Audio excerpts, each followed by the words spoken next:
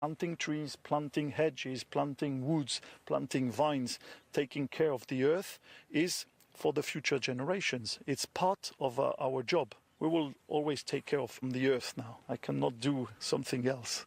It's a way of life. It's an art of living for me. Yeah. That's Assignment from southern France. I'm John Murphy. The producer was Alex Last. That was Assignment from the BBC. I'm Saroja Coelho, and this is CBC Radio 1. Have a great day. Good morning, Manitoba. Welcome to Information Radio on CBC Radio 1 from Winnipeg. I'm Emily Brass, sitting in as your host today. With me are Corey Funk, our show director, Abby Adiemi, our studio technician. Kevin Nipatebo is producing our CBC Manitoba YouTube channel, and Heather Wells is in the newsroom with the CBC Manitoba headlines. Good morning. Well, the province's plan to open a supervised drug consumption site in South Point Douglas has caught some neighbours by surprise. The Manitoba Métis Federation's head office is next door to the location on Disraeli, and President David Chartrand says while he's not opposed to a supervised consumption site, he does question whether that location is the right one. Manitoba's official opposition says the government can find staff for its new trade office in Washington right here at home. PC interim leader Wayne Iwascu criticized WAPCanoe during question period yesterday after the premier suggested Manitoba may choose someone who doesn't live in the province to lead that Washington office. Iwascu says it doesn't make sense to pick someone who may not know the difference between Portage-la Prairie and Portage and Main. We'll hear more in our next local news coming up at 6:30. Thank you, Heather. You're welcome. That's Heather Wells from the CBC Manitoba newsroom. Coming up on the first hour of Information Radio, Mexico's president calls out Canada in the aftermath of Donald Trump's threat of big tariffs. We'll hear what prompted that criticism, what was said when we speak with a journalist based in Mexico. Also, there are only a few weeks left for 2024, and while most of us are busy getting ready for the holidays, personal finance columnist Rabina Ahmed Haq says we should also add saving money to the list of things to do in 2024. Also, Canada launches a global ad campaign to warn asylum seekers that making a claim can be a tough process. We'll hear more about what this means and why the country is taking this approach. But first, an upcoming concert is full of nurses healing others through song. We'll be joined by a singer with the Winnipeg Nurses Choir. Taking a look at the forecast in Winnipeg today, mainly cloudy, slight chance of flurries late in the day, breezy with a high of -12. Brandon, mainly cloudy, slight chance of flurries with a high of -12. And up in Thompson, increasing cloudiness today. Snow starting around noon, about 2 to 4 centimeters expected with a high of -17.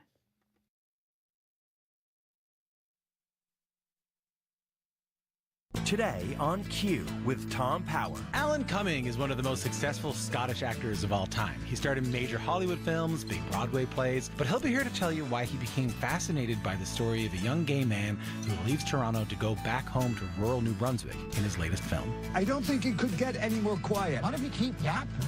That's coming up on Q, followed by Commotion with Elamine Abdelmahmoud on CBC Radio 1, the CBC Listen app, and everywhere you get your podcasts. This is World Report. Good morning. I'm Marcia Young.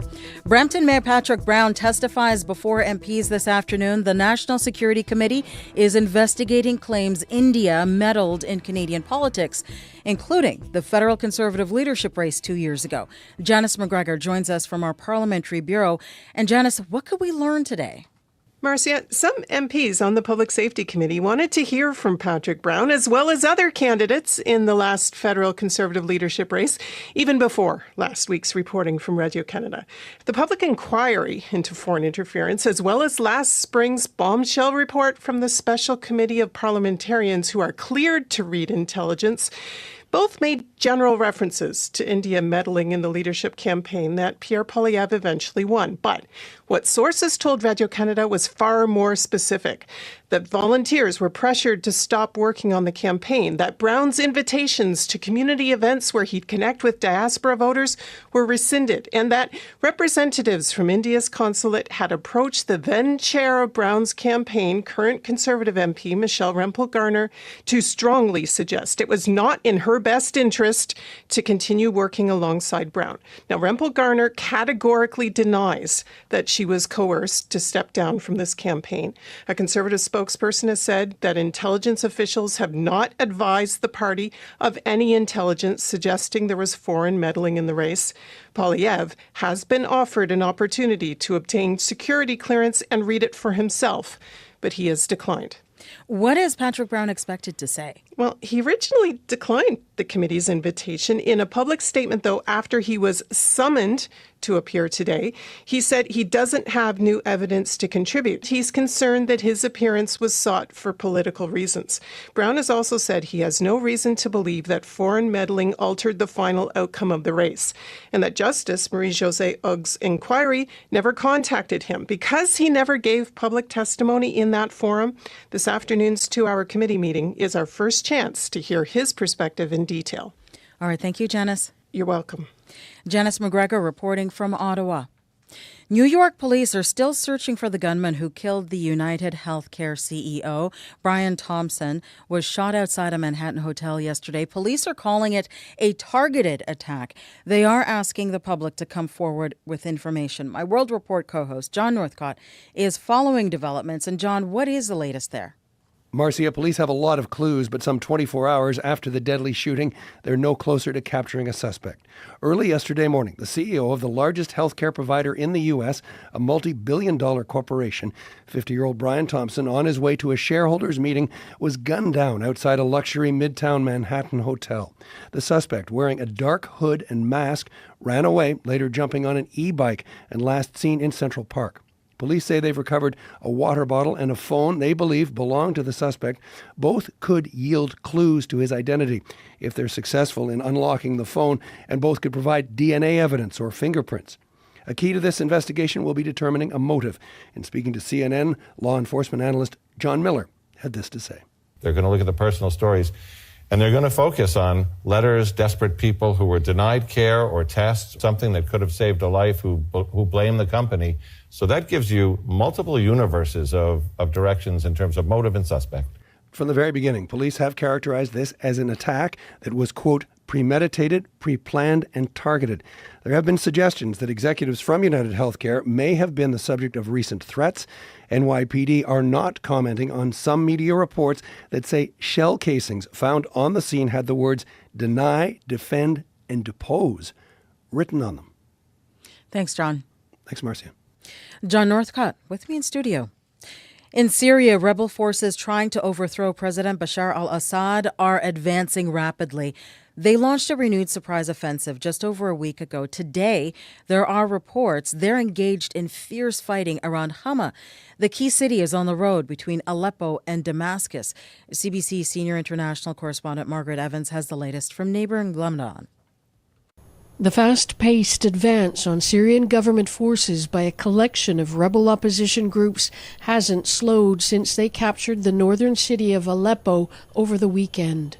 Now moving south, there are reports the rebel groups led by a former al-Qaeda affiliate have reached Hama in central Syria.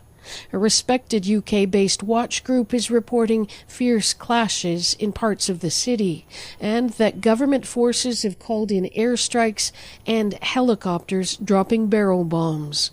Hama is key in part because of its proximity to Latakia, Syrian President Bashar al-Assad's Alawite stronghold on the coast. In danger, yes, it's very, very critical. But not terminal, says former Lebanese General Hisham Jaber, because of Russia's interest in maintaining its naval presence along the Syrian coast. I don't think Russia, and especially President Putin, will leave Syria, whatever it will cost her. Russian airstrikes were key to Syria's ability to retake Aleppo from opposition forces back in 2016. Analysts say opposition fighters are trying to take advantage of a weakened al-Assad while his main backers are engaged elsewhere. Russia distracted by the war in Ukraine, Iran and its Lebanese proxy Hezbollah by battles with Israel. The Syrian rebel advance on government forces began the same day a ceasefire between Israel and a seriously weakened Hezbollah came into effect here in Lebanon.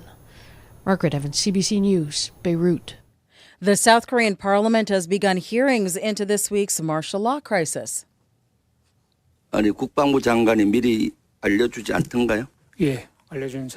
That is the Vice Defense Minister telling lawmakers he knew nothing about the plan. He says he only heard about the imposition of martial law in media reports. There is more fallout from President Yoon Suk-yeol's failed attempt to bring in military rule. The vote on his impeachment is expected within the next few days, but Yoon and his defense minister are also facing an investigation by police. They are probing allegations of insurrection. France's prime minister has arrived at the Élysée Palace. He is expected to hand in his resignation to President Emmanuel Macron. The move comes a day after Michel Barnier's government was toppled in the National Assembly. Lawmakers are angry. Barnier used special powers to force through his budget without a vote. The political chaos is not being well received on the streets of Paris. C'est difficile. Je pense que personne n'est content, si vous voulez. This man says the situation is difficult, no one is happy, and that he stopped listening to politicians. Macron is expected to appoint a new prime minister quickly. Some observers say he wants to fill the vacancy before Donald Trump's visit to Paris. The U.S. president-elect will attend this weekend's official reopening of Notre Dame Cathedral Saturday. Canadian lawmakers are pushing ahead with their charm offensive, trying to avoid potentially debilitating U.S. tariffs. Two Canadian premiers appeared yesterday on Donald Trump's favorite TV news channel. As Kate McKenna tells us, they are promoting the Canada-U.S. trade relationship. Are you a big Trump fan? I am a fan of our biggest trading partner. Alberta Premier Danielle Smith making her case to Americans directly on President-elect Donald Trump's favorite network, Fox News. I think this is a partnership worth fighting for. She and Ontario Premier Doug Ford made separate appearances yesterday, telling Americans that Canadian oil keeps their gas prices low and highlighting how integrated the Canadian and American economies are. We're a big auto province here. And its parts can go back and forth across the border up to 8 times. So the supply chain is very connected. Their comments follow Donald Trump's threat to slap a 25% tariff on Canadian goods when he takes office next month, unless the government stops the illegal flow of migrants and fentanyl across the borders. Experts warn if Trump follows through, Canada risks plunging into a recession. Canada's got a lot to bring to the table. Former Canadian ambassador to the U.S. David McNaughton told a conference yesterday that premiers play a key role. A federal election is just months away, and the governing Liberals are polling well behind the Conservatives. It's hard because you're in a very difficult political situation here. You're in the last year of the federal government with a, shall I say, less than popular government. Federal Public Safety Minister Dominic LeBlanc says he will be presenting a plan to tighten security at the border in the coming weeks. Kate McKenna, CBC News, Ottawa.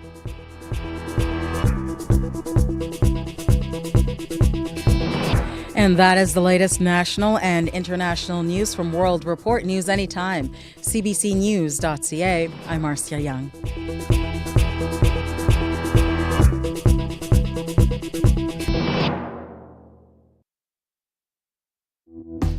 Good morning, Manitoba. You're listening to Information Radio on CBC Radio 1, 89.3 FM and 990 AM in Winnipeg. Also broadcasting live on the CBC Manitoba YouTube channel and on the Listen app. I'm Emily Brass, sitting in today as your host. Here's what's coming up on the show. Mexico's president is calling out Canada after Donald Trump's threat to slap tariffs on both countries' exports to the U.S. We'll get the story from a journalist who covers Mexico. Personal finance columnist Rubina Ahmed Haq says there are many investment decisions and contributions that must be made in 2024 to benefit us most in the new year. But first, an upcoming concert is full of nurses healing others through song. We'll be joined by a singer with the Winnipeg Nurses Choir coming up first on Information Radio.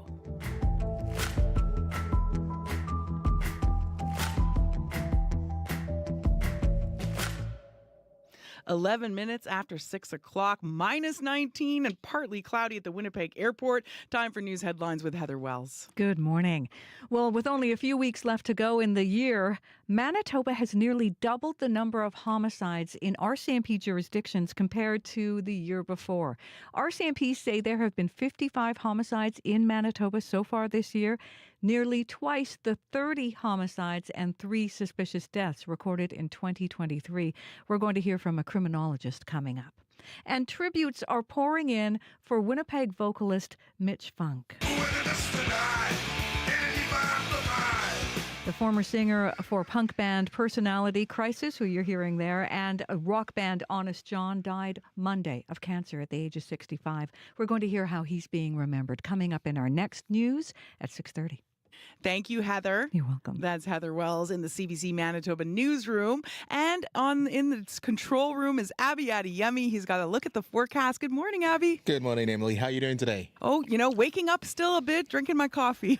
Are you already feeling the chill outside? Oh, it's so chilly. It's been so cold lately. You know the people I think about most, those that have to walk their dogs at 4 a.m. Right? I know, the dog's got to go. I need to go outside. I need to go out there. You have put it on. It's non-negotiable. Yeah, that temperature is still going to stay chilly, actually. Some clouds and some flurries across board today. Currently, Winnipeg, minus 19. We have ice crystals outside. Today's forecast for Winnipeg and the Red River Valley region, we're looking at mainly cloudy conditions. We do have the slight chance of flurries late in the afternoon. It will feel breezy with temperatures reaching a high of minus 12. Though the chill for this morning makes it feel like minus 29. So you might want to bundle and be cautious as there's a risk of frostbite. And then tonight, the skies will stay mainly cloudy. We still have that good chance of flurries hanging back, and then the winds will become light overnight. Across board, we're looking at a cool and breezy day. Mainly, we're going to be seeing temperatures between minus 10 and minus 21, and the wind chill is even going to make it feel colder. So I'll just tell you, we have this risk of frostbite across board. Expect snow and flurries, especially in the northern region and Parkland regions, and the coldest temperatures are going to be felt in the north in Thompson and Churchill, where it will feel in the range of almost close to minus 25 with the wind chill factored in. But that's going to be colder than Winnipeg down here, where the chill is just going to be around minus 29. No, Abby. I know. We still have an amount. I'm just saying it's minus 18 at this point. Okay. All right. I guess we can handle that. We are Winnipeggers. Mm-hmm. Thank you, Abby. Thank you. That's Abby Adeyemi, who's also our studio technician. And joining us here in studio with a look at the traffic is our show director, Corey Funk. Yeah, I can tell you I ran in this morning. And actually, the nice part is the sidewalks are actually all plowed. Yes, I noticed they're in good shape right now. It was actually really, really nice. And, that wind did hurt a little bit. But overall, if you keep, the key is, I say, just bundle up and don't stop moving. That's my key to staying warm in the wintertime here in Winnipeg. Other than that, in terms of the highways, they're actually looking a lot better than they have been the past couple days. Looking at Manitoba 511 now, pretty much every highway is either clear or just partially covered, which compared to before actually is quite decent. But if might be some poor visibility, particularly in southwestern Manitoba this morning, pretty much all the way from Oak Bluff down to Boissevain, looking like there might be some poor visibility around there. Otherwise, if you see anything else going on there in the city, give me a call on the CBC commuter line. Let me know what you're seeing out there, whether you're walking, biking, driving. What is it looking like in the bike lanes? I know the sidewalks are plowed, but are the bike lanes plowed? Give me a call, 204-788-3093.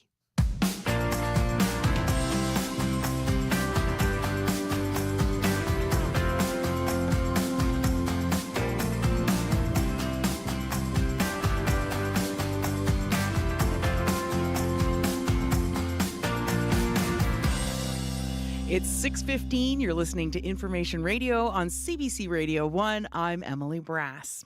Well, by day, they help diagnose, treat, and heal people. By night, they switch stethoscopes for songbooks. The Winnipeg Nurses Choir, whose members include working and retired nurses, was formed in 2018. Here's a bit of their performance, Virtual Hugs for the Holidays in 2022. They sang Hallelujah by Leonard Cohen.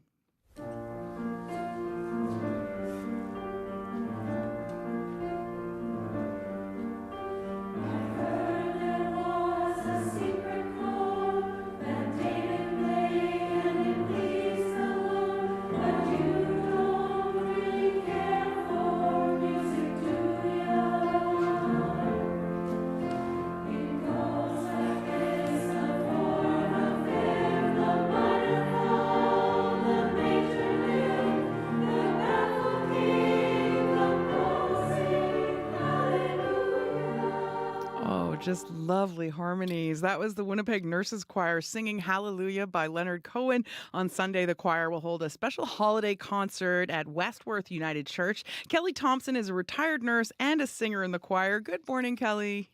Good morning, Emily. So why did you join the choir, Kelly?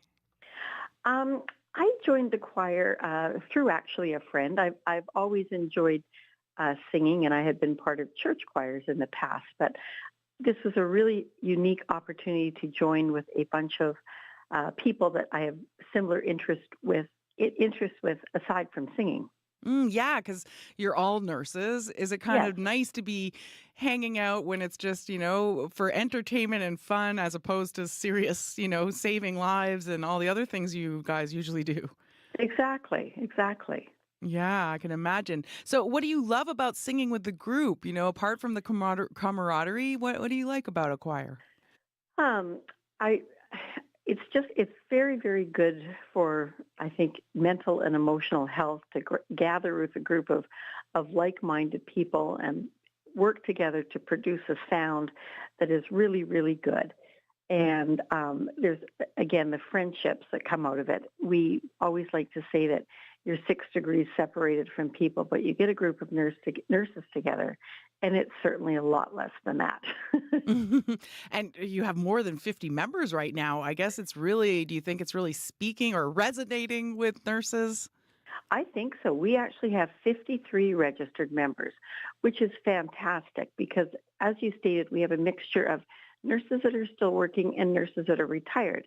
So when we do performances, if we're doing an afternoon performance, we have enough people to do that. If we're doing an evening performance, we have enough singers to do that.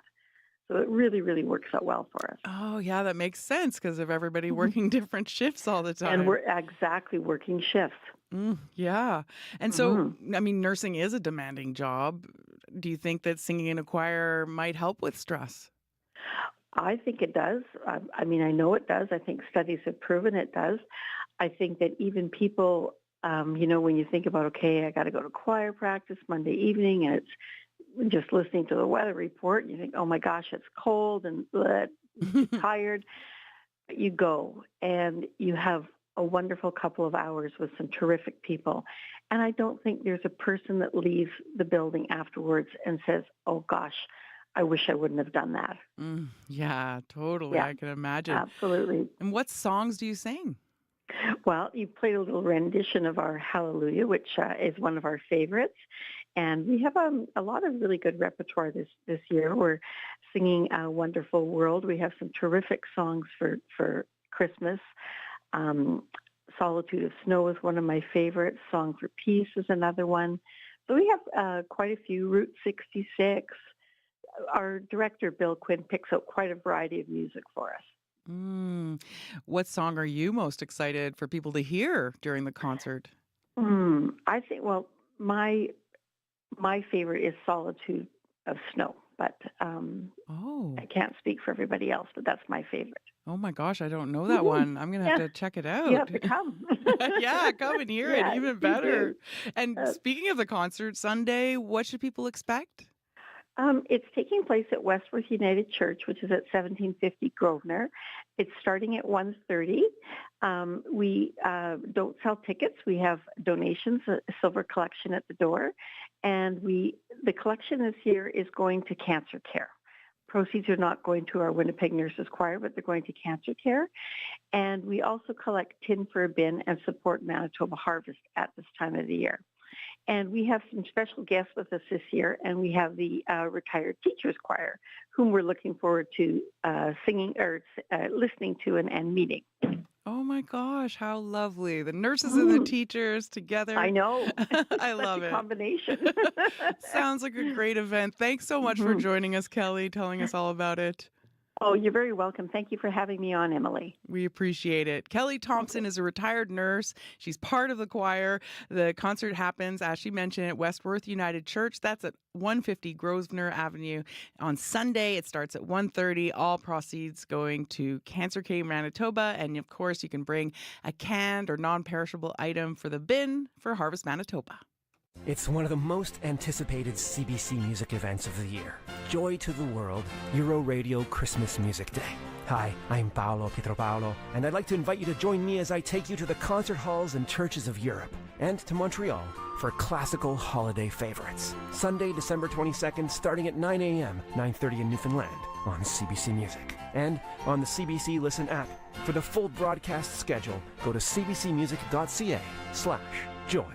It's 6:21, minus 20 with ice crystals right now at the Winnipeg airport. Very frosty. Bundle up before heading out. You're listening to Information Radio on CBC Radio 1. The United States, Mexico, and Canada share a continent and a trade deal. But ever since Donald Trump won the U.S. presidential election, there's been some friction between the three countries. It started when President-elect Donald Trump tweeted that he plans on slapping tariffs against his neighbor's exports. That started a series of reactions that included the president of Mexico this week openly criticizing Canada. We get the latest from Jan Albert Hodgson. He is a freelance journalist based in Mexico, where we find him in Mexico City this morning. Good morning. Good morning. So characterize the initial tone and approach of Mexico's president to Trump's tweet about tariffs. The Mexican response was very different from the Canadian response. I think Canada was trying to be more conciliatory, whereas Mexico chose confrontation, initially by word of Economy Secretary Marcelo Ebrard, who said that Mexico will respond in kind if the United States slaps these tariffs on Mexican imports. And afterwards, President Sheinbaum has been trying to point out the importance of Mexico and Mexicans in the U.S. economy. So that's a little different from what Canada's been trying to do. Yeah, how did it compare with Canada's reaction in your view? I think that Mexico is in a much more vulnerable place than Canada, and it's very aware of that. So for Mexico, it's kind of an all-or-nothing discussion. They know that without the USMCA trade agreement, the consequences for Mexico would be severe. The stakes are very high, and that shows in its reaction, where Mexico is much more sensitive to criticism of Mexicans, of the Mexican role. And it has also been trying to point out that many of the issues that Canada and the United States are complaining about, such as migration, such as the fentanyl trafficking, are issues that Mexico is more circumstantially involved in and not really one of the causes. Okay. So what do Canadians need to know about President Claudia Sheinbaum and her approach to U.S. relations? President Sheinbaum is a protege of her predecessor, President López Obrador, and what I think she's trying to do is build on the same way that President López Obrador dealt with Canada and the United States, which was very much a quid pro quo relationship with President López Obrador demanding that Canada and the United States leave Mexico alone in domestic issues in return for some steps on migration, on drug trafficking, and on security. And it appears that President Sheinbaum is trying largely the same approach, even though she knows and understands that this may likely not be enough once Donald Trump is back in office. Meanwhile, Mexico gets slammed for illegal migration to the U.S. What is its record of late on that? Interestingly enough, Mexico has already been cracking down on migration very harshly over the past almost 10 years now. Mexico militarized its southern border under pressure from the Obama administration back then. And this has really never changed. It accepted the Remain in Mexico policies imposed by then President Trump and then maintained by President Biden. And it is, in terms of migrant detentions and deportations, almost on the same level as the United States. And Sheinbaum had some strong words for Canada this week. What prompted her reaction, and what did she say? She definitely did. I think Mexico was unpleasantly surprised by some of the more aggressive words emanating out of Canada and also even by the Canadian ambassador to Mexico, where they were talking about the fentanyl crisis and sometimes blaming Mexico for that, which provoked a response from Mexico with President Sheinbaum saying that the fentanyl crisis is something that is very much happening in Canada and in the United States. Their fentanyl is consumed. Mexico doesn't have this drug problem, so please respect Mexico. And what has Trudeau's relationship with Sheinbaum been up to this point? You know, when everything's said and done, I think Mexico and Canada still have a good relationship, and I think Prime Minister Trudeau and President Sheinbaum have been getting along about as good as they can, given the current circumstances. But with that aside, I think Mexico is very much aware that with the upcoming Canadian elections, this might change in a heartbeat, and Mexico might be up against two members of the USMCA trade agreement that may want Mexico out or may want to impose stricter measures on Mexico. So I think she's also trying to test the waters and see what might happen if Canada has a change in power. So, Jan Albert, what are you going to be watching for in the weeks ahead in this three-country relationship? I think definitely the relationship between Mexico and Canada is going to be the most interesting part of this sort of trilateral relationship. The position of the United States and Donald Trump is pretty clear. The response of Mexico to the United States is pretty clear, but Canada will play a pivotal role for Mexico. If Canada decides that it would rather join with the United States and leave Mexico behind, that would be a very dangerous thing for Mexico. So I think that's the thing that we need to look into mostly in the coming few weeks. So interesting. Thank you so much for joining us today. Thank you. Jan Albert Hodson is a freelance journalist based in Mexico. Always said we had to stay at your place. Even though I hated all your roommates, how many hours have I spent driving to you? You had to be the center of attention. If I couldn't call, then you had questions. It's not like I had a whole life outside of you. It's too late now, 'cause I'm all out of second chances. So go find someone else to hold. I had to let you go to see the worst in you, to feel the pain you put me through. And oh, you never cared at all. Maybe I should have known that loving you would hurt, 'cause all you ever did was put you first. Said that I was miscommunicating, but really you were just manipulating. Always put the blame on me, so it makes you think that I take you back. It's too late now, 'cause I'm all out of second chances. So go find someone else to hold. I had to let you go to see the worst in you, to feel the pain you put me through. And oh, you never cared at all. Maybe I should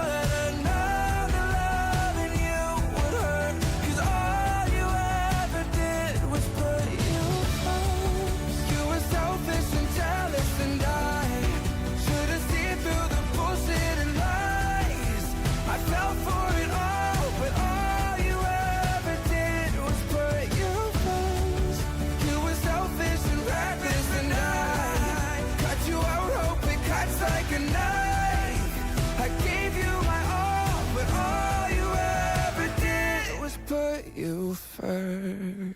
From his new record, Bleeding Hearts, that was Alexander Stewart with Put You First. Well, still to come on this next hour of the show, the next half hour, a new immigration ad campaign warns newcomers to Canada about the challenges of making immigration claims.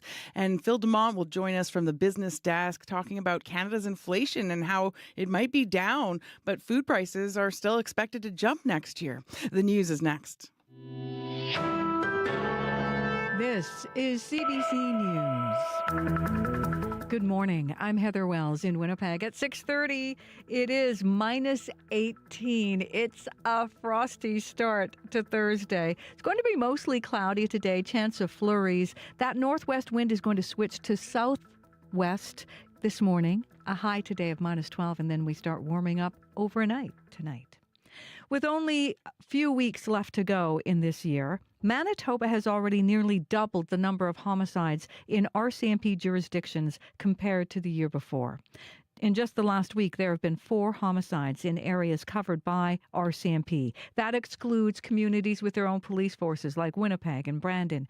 University of Manitoba criminologist Frank Cormier says homicides are often a ripple effect of challenging economic situations. There's high rates of unemployment. There might be then higher rates of alcohol consumption, which then almost certainly leads to more violent crime. RCMP say there have been 55 homicides in Manitoba so far this year, nearly twice the 30 homicides and 3 suspicious deaths recorded in 2023. The Manitoba Métis Federation says the province's plan to open a supervised drug consumption site next door to its head office comes as a surprise. The province says it will use a building at 200 Disraeli.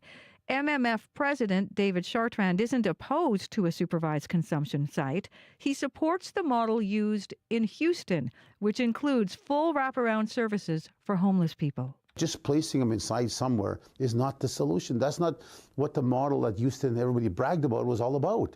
You don't just throw them into a room somewhere, give them the safety of a needle, and then let them out again. They're on their own. And then how do you end it then? You never end it.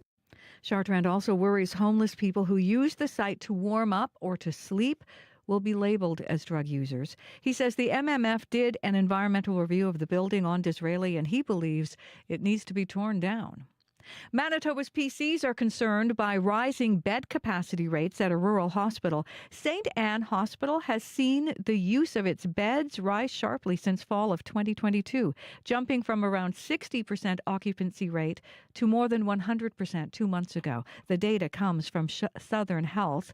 The NDP government blames the PCs for the healthcare system deteriorating, but PC health critic Kathleen Cook doesn't buy it. 107% capacity rate that we're seeing in October 2024 is substantially higher than the capacity rates we saw for any of the months throughout the last 3 years. So this is an NDP problem. This is happening right now under the NDP government. Southern Health says there are multiple reasons for rising bed capacity in St. Anne, including an aging population, people living longer with more chronic conditions, and people who are struggling to find a doctor. Manitoba's official opposition says the government can find staff for its new trade office in Washington right here at home. PC interim leader Wayne Iwascu criticized the premier during question period yesterday after Wab Kinew suggested Manitoba may choose someone who doesn't live in the province to lead the Washington office. Iwascu says that doesn't make sense. What message does this send to American politicians and business leaders when they are introduced to Manitoba's trade representative who doesn't know the difference between Portage la Prairie and Portage and Maine? The premier brushing aside the Tory complaints. Kinew says it was the former PC government that ended Manitoba's presence in Washington. Back then, Manitoba had a person working in Washington part-time. The Prime Minister of France has arrived at the Élysée Palace, where he is expected to deliver his resignation to President Emmanuel Macron. It comes a day after Michel Barnier's government was toppled by the National Assembly. Lawmakers angry Barnier used special powers to force through his budget without a vote. You can hear the latest national and international news coming up on World Report at 7. Winnipeg's music scene is mourning a vocalist who broke ground during the earliest days of punk rock. Mitch Funk died of cancer this week. CBC's Bartley Kivas tells us now how he's being remembered. Witness tonight. That is Personality Crisis, a 1980s Winnipeg punk band led by vocalist Mitch Funk. He died of cancer Monday, eliciting tributes in Winnipeg and beyond. Jake Moore is a former singer of Ruggedy Ann's, another Winnipeg punk band from the 1980s. Mitch Funk was a true original, and there's never been one like him or will be again. At 6'3", Funk literally towered over Winnipeg's music scene. His stage presence was renowned, and he influenced a generation of independent musicians in this city, including his younger brother Aaron Funk, who records under the name Venetian Snares. He's a legend in the Winnipeg music scene, but to me, he's my beautiful brother. Mitch Funk was 65. Bartley Kivas, CBC News, Winnipeg. You can find more news updated throughout the day. Just head to cbc.ca/Manitoba. That music takes me back to the 80s, Heather. You may have heard some of that back in the day, too. Do you know what? I have to confess, I wasn't a big punk fan, and I don't really remember the 80s. I was having so many babies then. You missed it. Well, we held it down for you, Heather. It was good times. Good. It sounds wonderful. It sounds great. Yeah, it was great for all that youthful energy. Get it out, right? That's Heather Wells joining us from the CBC Manitoba newsroom. And now with a look at the forecast is our lovely studio technician, Abby Adiemi. Good morning. Once again, we're looking at a cold day with a mix of cloudy conditions and light snow will be felt in some areas. Let's come to the Red River Valley area now. We're seeing currently in Winnipeg, it's minus 18 ice crystals outside. Today's forecast for the region calls for mainly cloudy skies. We do have this slight chance of afternoon flurries. Breezy conditions will shift from the northwest to the south with a high of minus 12 later. And the wind chills this morning is going to make it feel like minus 29, though it's going to improve in the afternoon. So be cautious of frostbite if you're going to be making that transition from one bus to another. And then for tonight, the skies will remain mostly cloudy with a good chance of, that light snow still staying with us, and temperatures would get to about minus 10. As we head west to Brandon, currently it is minus 21 over there. Mostly cloudy conditions we're seeing. This will be the play for the day. Expect mainly cloudy skies. We have the slight chance of flurries spotted in the forecast this afternoon. Highs will reach minus 21, with highs will reach minus 12 rather. The wind chill is going to make it feel like minus 19 this morning. Also a risk of frostbite in play. In the south central part of the province, currently Morden is at minus 18. Partly cloudy skies we are seeing. Today will be mainly cloudy. We have that slight chance of flurries later in the day. Breezy conditions are expected. We'll get to a high of minus 11. The wind chills will make it feel even much colder in the range of minus 29. So be mindful of frostbite also for that region. As we head to the Parkland region, Dauphin is currently at minus 19. We're also seeing partly cloudy conditions at this time. Expect these cloudy skies to stay with them for the rest of the day. We have a good chance of flurries this afternoon, and then highs will be around a minus 10. Wind chill values also for that region around minus 32 this morning. So take care in the cold, because the chill is something that will be felt for folks in Dauphin. For the Interlake region, Gimli is currently at minus 17 at this point. We're looking at mainly cloudy skies. There's a slight chance of, flurries this afternoon. Breezy conditions are expected. The highs will be around minus 12 and the wind chills near minus 20. So you might want to bundle up also for folks in the Interlake region. For the Pamphlet Flume, we're looking at temperatures at minus 18, cloudy conditions. Light snow should be starting sometime this morning, and you'd get a high of minus 13. The wind chill makes it feel like minus 29 this morning. Stay warm also for folks there. Moving to Thompson, it's minus 25 at this point. Expect snow to begin around noon. We're looking at 2 to 4 centimeters. The high will be around minus 17. Though the wind chill this morning, it's around minus 31, so you might want to bundle accordingly, dress warmly.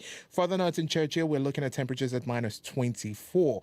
We will see a mix of sun and clouds, light winds, and then we'll get to high near minus 20. The chills will make it feel like minus 37 this morning.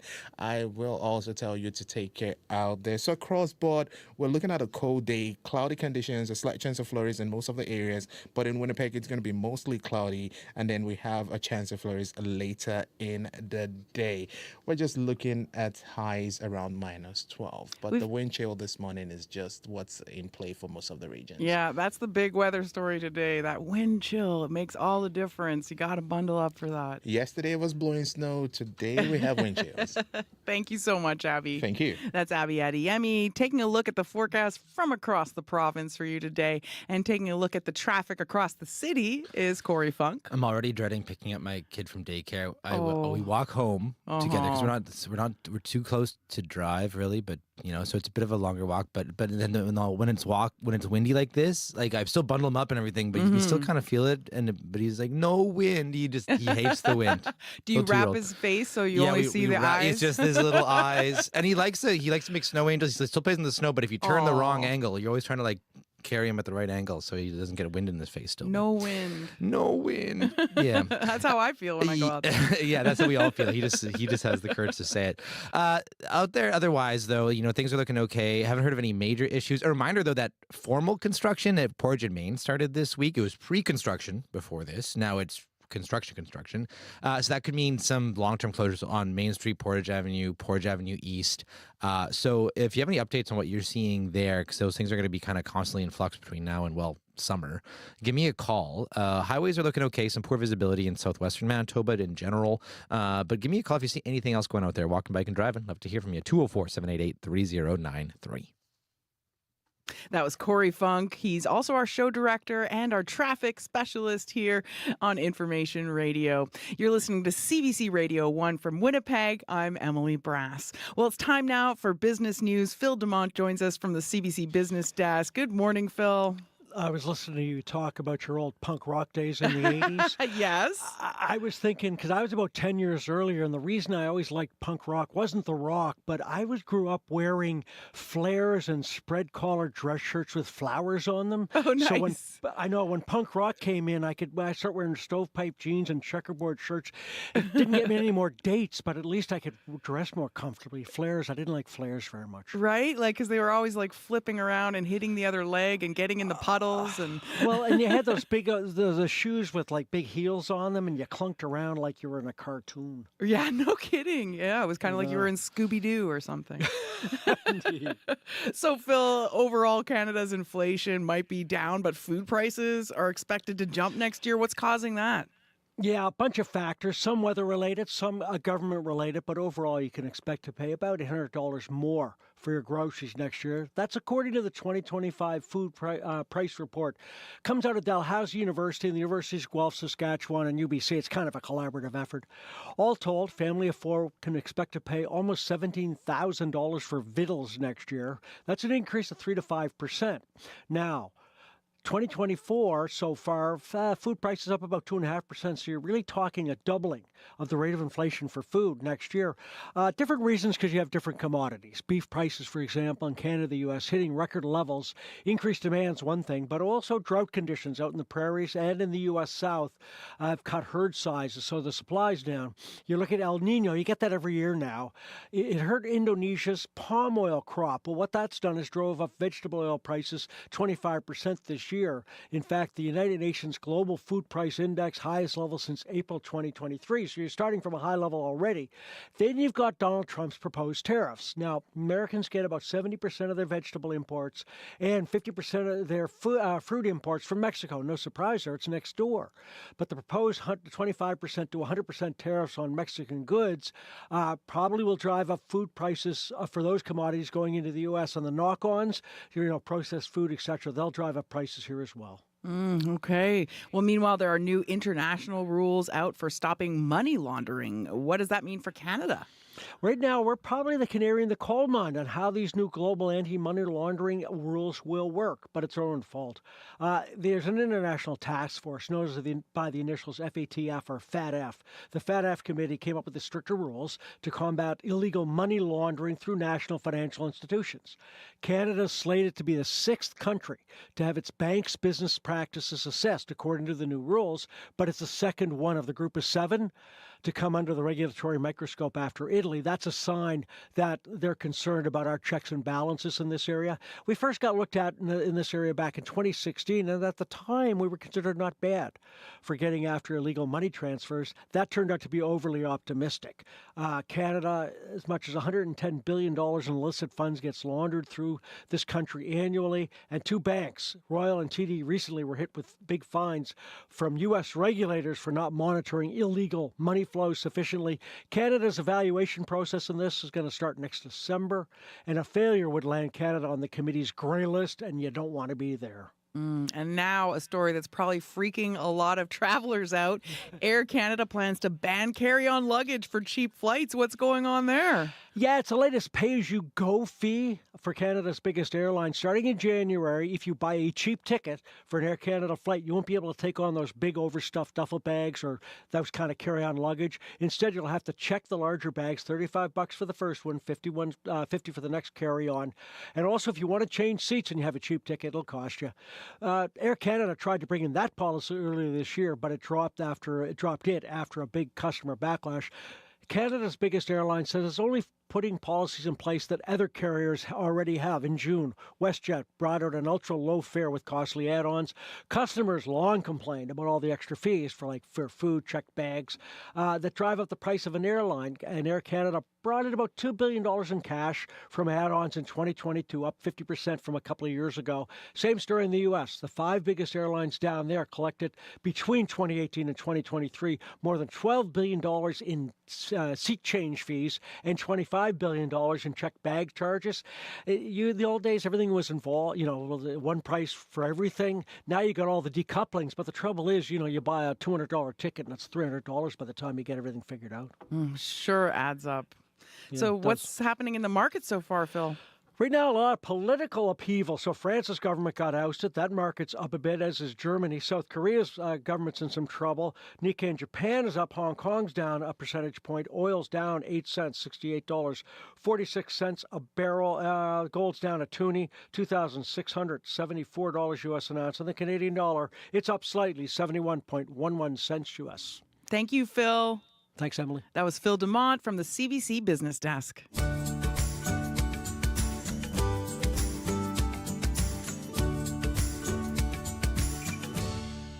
It's 6:47. You're listening to Information Radio on CBC Radio 1. For most Canadians, December is a busy time as we get ready for the holidays. Buying gifts for family and friends, hosting holiday events are the priority for most. But personal finance columnist Rubina Ahmed-Haq wants us to add saving money to that list. She has tips on how to manage your money this time of year and start 2025 financially stronger. There are only a few weeks left in 2024. Before we ring in the new year, there are several things we can do to save money. But you have to move fast. Many of those events have to occur before December 31st. Tax loss harvesting is at the top of the list. Matt Altro is president and CEO of MCA Cross Border Advisors. He provides financial advice for clients across North America. Altro says if you're looking to minimize tax on any investment gain you realized in 2024, you may be able to do so by the end of the year. So you may look into your portfolio and say, well, how much capital gains have we already triggered this year? And you look at your portfolio and you say, well, overall I'm up, but I actually have some particular holdings that are down. And if you want to take advantage of this, you could potentially sell that asset that's at a loss. And now you've actually been able to trigger some losses to offset some capital gains. So that can be a powerful way to avoid some higher tax bills this year. Altro says capital gains inclusion rates have changed in 2024, meaning tax loss selling could be even more beneficial depending on the size of the gain on your investments. And the tax credit is valuable to Canadians. It saves money when you file your taxes. John Bromley is CEO of Charitable Impact, an online platform that helps members make donations. Bromley says if you're planning to donate, it has to be done soon if you want to add it to your 2024 tax return. December 31st is coming up. It's the tax year end for all Canadians, and you need to make a donation before December 31st or on December 31st to claim your tax credit. Financial advisor Altro says to look into all tax credits you may qualify for. This includes medical expenses, childcare expenses, tuition fees, and other eligible education-related expenses. Eligible expenses for the Home Accessibility Tax Credit and Home Renovation Tax Credit. All transactions must be completed in 2024 to be claimed as a credit for this year. Altro says that although not as time sensitive, if you have the room, you can try to make an extra RRSP contribution to supercharge your long-term savings, even if you aren't in a higher tax bracket. I would remind people, and most don't know this, that you can actually make the RSP contribution this year, and you do not have to take the deduction. If you have the room, you can make the contribution. You don't have to take the deduction this year. You can wait till a future year where your income is higher and you'll have more of a tax deduction in a future year. However, the benefit is, Rubina, is now you've got the money in a tax-deferred account sooner. For business owners, make sure you incur expenses in 2024 if you want them to count for this tax year. Although the TFSA contribution limit carries over, the room you make when you withdraw is available in the next calendar year. If you plan on making a withdrawal from your TFSA, do it before December 31st to give you the option to contribute back as soon as the new year starts. Both experts recommend speaking to a financial and tax professional before the end of the year. They will be able to look at your financial situation more carefully and make recommendations for moves you can make before the end of the year to decrease your taxable income or take full advantage of contribution limits for 2024. This will also ensure you start 2025 in a financially stronger position. For CBC Radio, I'm Rubina Ahmed Huck. Thank you, Rubina. Always such great advice. It's 6:51 minus 20 with ice crystals at the airport. You're listening to CBC Radio 1. Canada is launching a global online ad campaign warning asylum seekers that making a claim is tough in this country. The campaign will run until March and be available in 11 languages. It highlights the strict rules and challenges of Canada's asylum system. And for a closer look, we've reached Alfred Lamb. He's a board chair of the Ontario Council of Agencies Serving Immigrants and executive director of the Centre for Immigrant and Community Services. Good morning, Alfred. Good morning. So what is the main reason behind launching this ad campaign? Well, first and foremost, this is an ad campaign, which means by definition is meant to send a message, right? And the question is, well, what that message is and who is it intended for? We know the government has been feeling the pressure from the public, with the notion that there are too many newcomers in the country. And at the same time, there's a popular narrative that says our asylum seeker system is being used as a backdoor for people to attempt to stay. And so this ad campaign, I believe, first of all, is designed to send a political message to the Canadian public that the government hears those concerns. But what we have to be careful here is the unintended message that Canada is abandoning our historic commitments to be a welcoming and safe country for people who are fleeing danger and persecution. And so how do you think this shift in messaging affects Canada's reputation as a welcoming country for refugees? For sure, it will affect our reputation. I mean, you only have to look at the media coverage of the ad campaign so far, and you see language like, Canada is pulling the welcome mat, from refugees. But reputation is one thing. The more important issue here is our international obligation, the promise we have made as a country to protect the human rights of refugees by having a fair system of assessing claims and not turning away or returning people to countries where their lives and freedom are under threat. It's important for us to remember that Canada has always been and is looked upon as an international leader when it comes to, how we treat refugees. Our unique system of private sponsorship of refugees is being looked upon around the world as a model and is being copied by other countries. And so when it comes to our reputation and international standing, we stand to lose a lot here. Wow, yeah. So how effective do you think this campaign will be in reducing the number of asylum claims? Well, going back to the question of who this message is for, right? According to the minister's previous comments, there is concern that a lot of the rise in asylum claims are coming from people who are already here. and who are being ill-advised by people in bad faith, by bad actors in the system to file an asylum claim as a way to stay. And the sort of question that you and I need to ask is whether those bad actors who are acting, unscrupulously will be deterred by a campaign like this. But at the same time, we have to acknowledge in fairness that part of this problem is self-created. It was cited that a rising number of international students are also filing asylum claims as a way to stay in Canada. Well, the truth is, for the longest time, we explicitly promote our international student program as a way for people to have a chance to stay permanently. The government has a slogan of study, explore, work, and stay. That video is still live on the Government of Canada's website. And so, we have people who, in good faith and honestly made an enormous investment to come to Canada, with a promise of having at least an opportunity to become permanent residents. And I think it's unfair that we change the rules of the game halfway through and then paint them as rule breakers, right? So now, will this ad campaign deter people in those situations from filing an application? It remains to be seen. What do you think some of the biggest challenges are currently facing Canada's asylum process? I think resources and sufficient resources is a huge challenge, right? It takes time and it takes resources to properly assess and evaluate asylum claims that are coming from a wide range of circumstances. And yes, we know the reality is that there are problematic claims that are being filed dishonestly, but without adequate resource to properly screen them, what we end up with is where we are today, with backlogs and unacceptable delays that last for years as a result, which, by the way, is what created, this opportunity for people to take advantage of the system to begin with. So our challenge is, well, how do we deal with this, without compromising the integrity of our own Immigration and Refugee Board or, failing to live up to our international obligations? Yeah, it's super interesting. Thank you so much for joining us, Alfred. Thank you so much.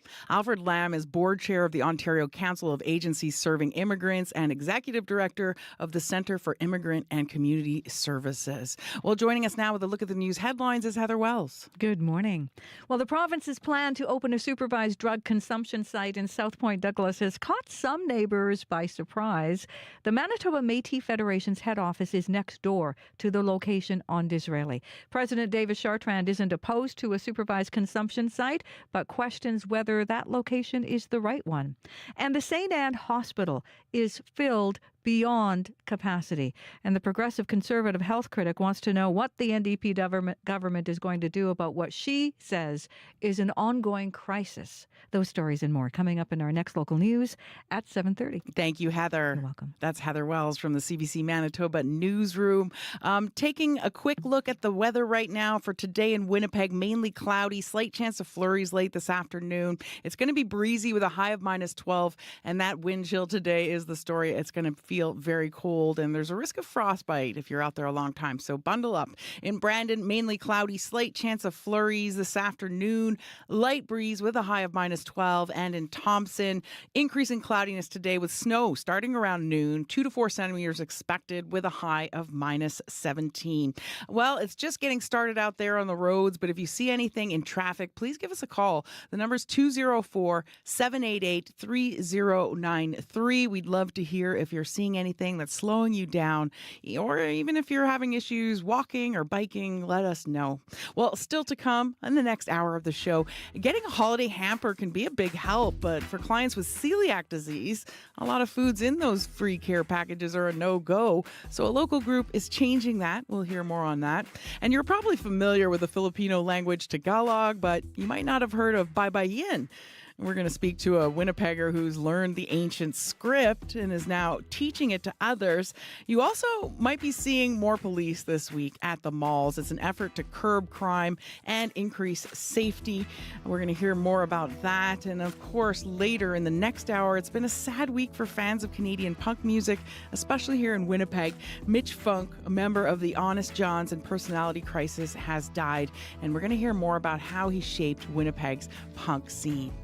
Well, we're coming up on World Report. You're listening to Information Radio on CBC Radio 1, 89.3 FM and 990 AM in Winnipeg. We're streaming live on the CBC Manitoba YouTube channel, and we can be heard around the world on the CBC Listen app. Stay tuned. Much more to come.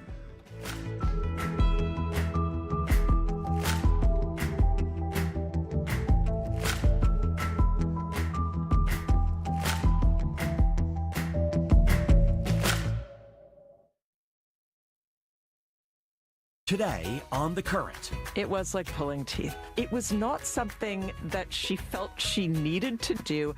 The Montreal author Mireille Silkoff thought her tween daughter was missing out by not reading, so she paid her $100 to get through one book, How Tech and the Commercialization of Book Culture Are Turning Kids Away from Reading, coming up on The Current. The Current with Matt Galloway. This morning at 8:37, 9:07 in Newfoundland, and on the CBC Listen app.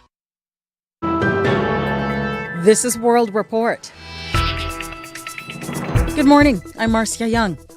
1 out of every 7 visits to hospital emergency rooms across Canada are not real emergencies. That is one of the findings in a report published today by the Canadian Institute for Health Information. It examines the crisis in hospital emergency rooms and concludes many of the visits could be handled in other ways. CBC Health reporter Mike Crawley has more. If you've waited hours in a crowded hospital emergency room like this one, you may have wondered, who doesn't need to be here? Now, there's an answer. For the first time, the Canadian Institute for Health Information has compiled data on the reasons for ER visits. It shows 15% are for minor conditions, such as ear infections and sore throats, that could be handled in primary care. It's telling us that Canadians are having challenges accessing primary care in the community. Sunita Karmakar-Hoare leads the Institute's research on health system performance. Patients don't want to go to the ED for, these minor types of conditions. Yet if they have no choice, they're forced to go there. The data show that people who don't have a regular family doctor, as well as children aged 2 to 9, are the most likely to visit an ER for a routine illness. All emergency departments are currently struggling to balance the pressures. Dr. Kyle Vojdani is Chief of Emergency at Michael Garron Hospital in Toronto. He's not all that concerned about patients coming to the ER for minor ailments. I'm not going to say that it isn't a component of the pressures that we experience, but it certainly isn't the driving pressure. He says the bigger factors include staffing challenges, the growing burden of mental health and addiction care, and finding beds in the hospital for patients who need to be admitted. Mike Crawley, CBC News, Toronto. It's all hands on deck for the New York Police Department as officers continue their search for the man who killed United Healthcare CEO Brian Thompson. He was shot outside a Manhattan hotel yesterday. Police say it appears it was a targeted killing. Catherine Schweit is a retired FBI agent. The NYPD is being as thorough as they possibly can. They want to collect every piece of evidence. In a planned, a targeted event, there's a lot of evidence of planning ahead of time. They want to collect that. Police have released surveillance video of the attack and the killer making his escape. He was seen riding an electric bike through Central Park shortly after the shooting. Police still do not know the motive of the attack. Here's Thompson's wife, Paulette. Brian was a wonderful person with a big heart and who lived life to the fullest. He will be greatly missed by everybody. Our hearts are broken and we are completely devastated by this news. A $10,000 reward has been offered for information leading to an arrest and conviction in the case. French Prime Minister Michel Barnier is expected to tender his resignation imminently. His government was ousted yesterday in a no-confidence vote related to the budget. This is the first time in 6 decades that a government has been voted out by Parliament. All this is the latest in France's political crisis, which is creating turmoil for President Emmanuel Macron. Crystal Gomansing has more. Most people will realise that this wasn't an attack on Barnier. It was an effort to weaken President Macron. Peter Ricketts is a former UK ambassador to France. He says with multiple rival blocs in the National Assembly, whomever the French president names as the next prime minister may not fare any better. I mean, the new prime minister faces exactly the same problem. He's in the same bind that there is no majority for any set of policies, and no possibility of calling a new election until next July. 331 out of 574 members of Parliament in the National Assembly voted in favor of a no-confidence motion Wednesday night, toppling the government. The last time that happened in France was in 1962. Constitutionally, French President Emmanuel Macron is unaffected, but the ongoing turmoil is having an impact on his credibility. His term runs until 2027, but there are calls for his resignation, not from the right, but the far left. Nous sommes prêts à gouverner sur un programme de rupture. Emmanuel Macron doit s'en aller. We are ready to govern on a program of change. Emmanuel Macron must go, said Mathilde Panot, leader of one of the left parties in opposition. Macron previously said he will not step down. He'll address the French public tonight before hosting world leaders this weekend for the official reopening of Notre Dame Cathedral. Crystal Gamansing, CBC News, London. Ukraine is leveling sanctions against some members of Georgia's new government following claims of fraud during the last election and a crackdown on opposition groups. Це санкції проти тієї частини влади зараз в Грузії, яка здає Грузію. President Volodymyr Zelensky says the targeted individuals are trying to hand over parts of Georgia to Russia. He says the region cannot afford to lose anyone, and Georgia, Moldova, and Ukraine must defend themselves from Russia together. Zelensky is calling the European Union, United States, and other allies to add their own sanctions to the list. The strike at Canada Post is having a major impact in the north, particularly in Inuit regions of the Arctic. Most of its 51 communities are fly-in only. People there depend on Canada Post to bring in what their local stores can't offer. As Juanita Taylor tells us, they are considering some costly alternatives to get supplies. We have a daughter that has type 1 diabetes, and in order to manage herself, she wears a continuous glucose monitor. Jen Hayward of Iqaluit says her 14-year-old daughter also wears an insulin pump. They can't get the monitor and pump in Nunavut, so they have to be regularly ordered from the south. Hayward says they give her daughter a better quality of life. Otherwise, she would have to receive injections multiple times a day. But since the postal strike began nearly 3 weeks ago, the Haywards have had to improvise. What we've had to do is have stuff sent to friends that can take it to the local airline. That's much more expensive and causes delays. For people in Cambridge Bay, Nunavut, Mayor Wayne Gregory says it's a community effort. We've been relying on people who are out for maybe a medical issue or something, and they may bring something back to help their fellow family members or friends. Federal Minister of Labour and Seniors, Stephen McKinnon, said both parties are still very far apart, and that disrespects Canadians. President of Inuit Teperi Kanatami, Natan Obed, agrees. It's driving up food prices and costs of items, and it also is cutting off essential services between Inuit and Southern Canada. Obed says it's time for the federal government to deem Canada Post an essential service, so Northerners' lives won't be interrupted in this way ever again. Juanita Taylor, CBC News, Yellowknife. A retired Ontario nurse is waiting for a raise. She asked for it nearly 3 decades ago. She fought to bring the wages of female-dominated professions in line with similar jobs done by men. Now, she and dozens of her colleagues could be owed tens of thousands of dollars in back pay. But as Samantha Beattie explains, the union and employer still have not reached a deal. It was very difficult knowing every day that you were being denied equal pay. Sandra Comerford worked at a St. Catharines hospital. She says she first asked for a raise in 1998 after the roles of registered practical nurses expanded and they were required to give patients medications. I began this when I was 45. I have yet to receive relief and I'm 71. In a document seen by CBC News, the hospital and union agreed their wages needed to be reviewed in coming years, and they promised to do so after deciding on a pay equity agreement. Ontario's Pay Equity Act came into effect in 1988. Employers must provide equal pay for work of equal value, but today the gender wage gap persists, with women earning 29% less than men on average. Audra Ballas is a labor studies professor at Western University. A similar level of skills shouldn't be paid less just because they're female. She says pay equity agreements are complicated and usually take some time, but in the case of Niagara Health and Service Employees International Union, she says a quarter of a century delay is shocking. But it's also to the detriment of the whole organization to kind of just have this thing keep going, and not be compliant. Both Niagara Health and the union say they're committed to reaching a deal, but neither gave a timeline. Samantha Beatty, CBC News, Hamilton. And Toronto's women's NBA team has unveiled its new name. More than 10,000 people submitted ideas and inspiration, and now they will be known as the Toronto Tempo. The team says the name was chosen to reflect the rhythm and pace of Canada and the game of basketball. It also works in both English and French. The Toronto Tempo will begin playing in 2026.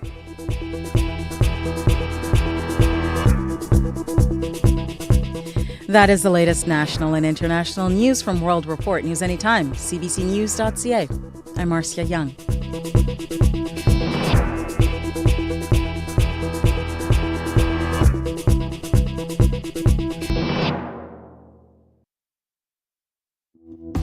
Good morning, Manitoba. You're listening to Information Radio on CBC Radio 1, 89.3 FM in Winnipeg, broadcasting live on the CBC Manitoba YouTube channel and on the CBC Listen app.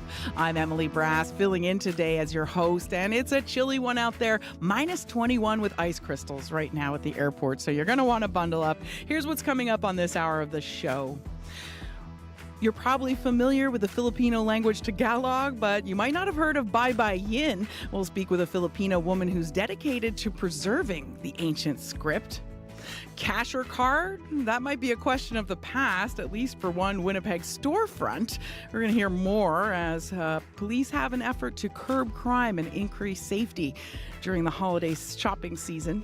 Meanwhile, getting a holiday hamper can be a big help, but for clients with celiac disease, a lot of foods in those hampers are a no-go. We're going to hear how Harvest Manitoba and the Canadian Celiac Association have partnered up to help clients with food restrictions. 11 minutes after 7 o'clock, time for a look at that chilly, frigid forecast with Abby Adiemi. We got to go to Heather first. Okay, first we're going to go with some headlines with Heather Wells. Good morning. Well, with only a few weeks left before the year is over, Manitoba has nearly doubled the number of homicides in RCMP jurisdictions compared to the year before. RCMP say there have been 55 homicides in Manitoba so far this year, nearly twice the 30 homicides and 3 suspicious deaths recorded in 2023. Well, tributes are pouring in for Winnipeg vocalist Mitch. The former singer for punk band Personality Crisis and rock band Honest John died Monday of cancer at the age of 65. We are going to hear how he's being remembered coming up in our next local news at 7:30. Thank you, Heather. You're welcome. That's Heather Wells in the CBC Manitoba newsroom. And now it's time for the forecast with Abby Adiemi. That's what I'll tell you. It's chilly outside, cold, breezy across the province. We're looking at temperatures mainly between minus 10 and minus 21 at this time. The winds and wind chills will even make it feel colder. So I'll just advise you be cautious of that frostbite. A risk of frostbites is in play across the regions. Currently, Winnipeg, it is a frosty start to Thursday. We're noticing some ice crystals in the city. Temperatures around minus 18. Today's forecast, we're going to see mainly cloudy conditions. We do have the slight chance of flurries in the forecast late in the afternoon. It will feel breezy with, the wind conditions shifting from the northwest to the south, and we'll see temperatures reaching minus 12. Though with the wind chills factored in, it will be feeling like minus 29 this morning. So be cautious. There's a risk of frostbite, as mentioned earlier. In other regions, the Red River Valley region will be seeing mainly cloudy conditions with that wind chill, making it feel colder. Western Manitoba and the central regions will be seeing similar chilly conditions with chills in minus 20s. Now for the Parkland, Interlake, and even further up, not all the way down to Thompson and Churchill, we're even going to see temperatures colder in the range of minus 30s. So I'll just tell you, bundle up. But for Winnipeg, it's cold, it's breezy, it's feeling even colder, and we're going to see that northwest wind switching things up to southerly breeze later. So I'll just tell you, don't freeze up, things will definitely warm up overnight. Well, that's good to hear. So that's the good news for now. That's nice to have that silver lining there at the end. Thank you, Abby. Thank you. That's Abby Adeyemi. He's also our studio technician. And our show director, Corey Funk, is in the studio. He's keeping an eye on the roads for us. Hi, Corey. Hello. Yeah, got a call from Dan on a bike who says the rapid transit bike lanes are looking real nicely plowed. Lovely morning for a bike ride is what Dan says. Otherwise, so far the commute seems to be going fairly smoothly. Haven't heard of any major issues on the highway or here in the city. A reminder that construction has begun this week at Portage in Maine, so that could mean some lane closures. They're probably already used to for the past few months or so, but could be some more in the coming days and weeks. So just heads up there. If you see anything else going on, though, give me a call on the CBC commuter line. That number 204-788-3093.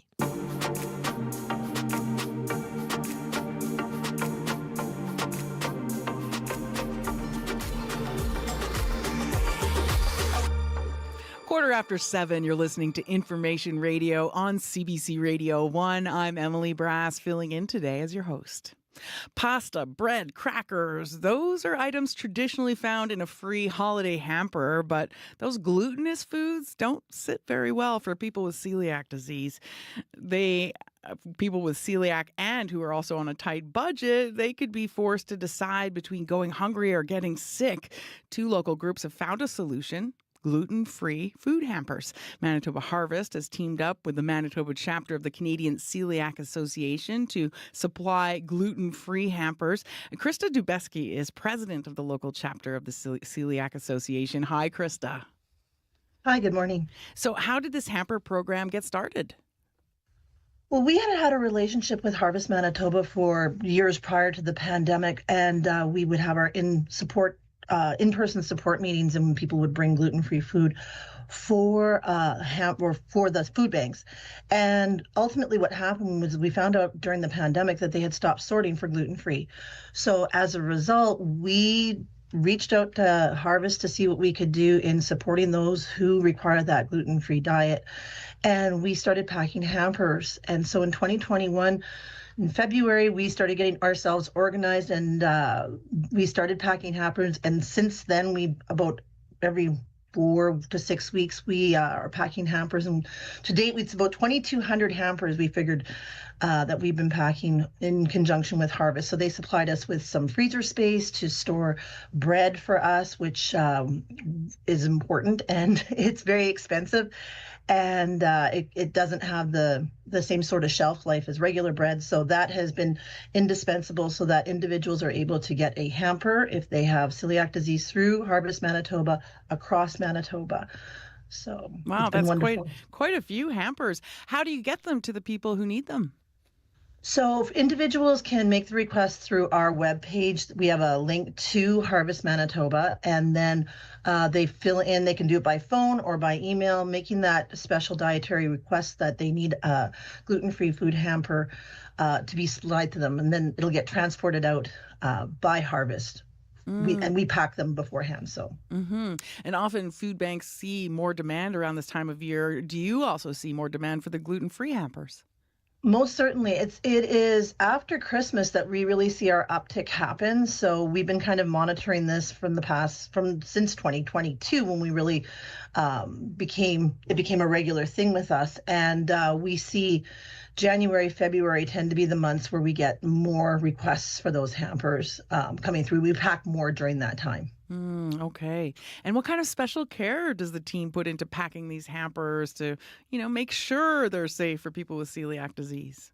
So what we do is we tell people within our community, if you toss something into the bin, the tin in the bin, everyone in Manitoba knows about the tin in the bin, it may not necessarily make it there. So if you're paying, $4 for a box of pasta, it is throwing it into the bin. It may not necessarily make it into the hands of someone with celiac disease. So what we do is we ask for those in the community to provide funding for us, and we go out and purchase that and then take it to harvest, and subsequently then we pack it into the hampers. And so we have a team of anywhere between 10 and 12 volunteers that come in an evening. 5 o'clock we team up and we meet and we pack our hampers, and we make sure that they have a protein, that there's pasta, that there's a breakfast item, things like gluten-free soya sauce. For rice is naturally gluten-free, but when you put soya sauce on it, people don't realize that soya sauce may contain gluten. So we try to supplement all of that so people have some safe and nutritious meals. Yeah, and you touched on cost. How much more expensive is it to put together a gluten-free hamper as opposed to a standard one? Well, our cost, we try to keep it around. We effectively have had it go. It was about $15 when we first started. We got smarter as we were doing it. It costs us about $12 a hamper right now to put something together with our soup. Our prices for gluten-free food, like there are many things that are naturally gluten-free, like I said, rice, the peanut butter, but there are other items like bread and pancake mix and cereal that is much more expensive because it has to be certified. So Celiac Canada, which is the federal charity, and there has been some research done by Manitobans talking about the cost of food for those with celiac disease. It can be anywhere from 100 to 500 times more expensive. And so, like I said, a box of pasta for us is certified. It has to be certified, and it can be $3 to $4. So we really try to keep our costs down by bulk buying and by asking for donations from food producers. Yeah, and given those cost differences, you can see how it would be challenging for someone on a low income or a limited budget who has celiac disease. How do people manage when they have celiac disease and, not much of a budget? So they're using the food banks much more readily. There's a lot of liquidators where people are buying food that's stale dated. We have support groups where we're within Manitoba where we're sharing sale items and then using that food bank. Most certainly. We have, like I said, we're packing about 200 hampers now every 6 weeks. So we know most certainly that there are individuals reaching out for that. And is it something that where maybe it runs in the family and the parents and the kids both have celiac? So there is, so celiac disease is an autoimmune disease that is inherited. And so usually I was the first member in my family to be diagnosed, but many families, there can be more than one member. And what we're seeing, there's anecdotal information where individuals are choosing to feed their children the gluten-free and subsequently making the choice to eat gluten, which can lead to them being unwell and suffer the consequences. And gluten, when for a celiac, causes more than just a stomach ache. It is really, it affects and impacts all body systems. There are 300 recognized symptoms of celiac disease. And so community support is really important to finding your way and to making sure that you don't have to make the choice to eat gluten and make yourself subsequently sick. Yeah, it's hard to hear that. So how can people donate and help, make these gluten-free hampers happen? So we have a support meeting this Saturday at Moranthia Church, 910 Sturgeon Avenue. If people want to drop some, our doors open at 10.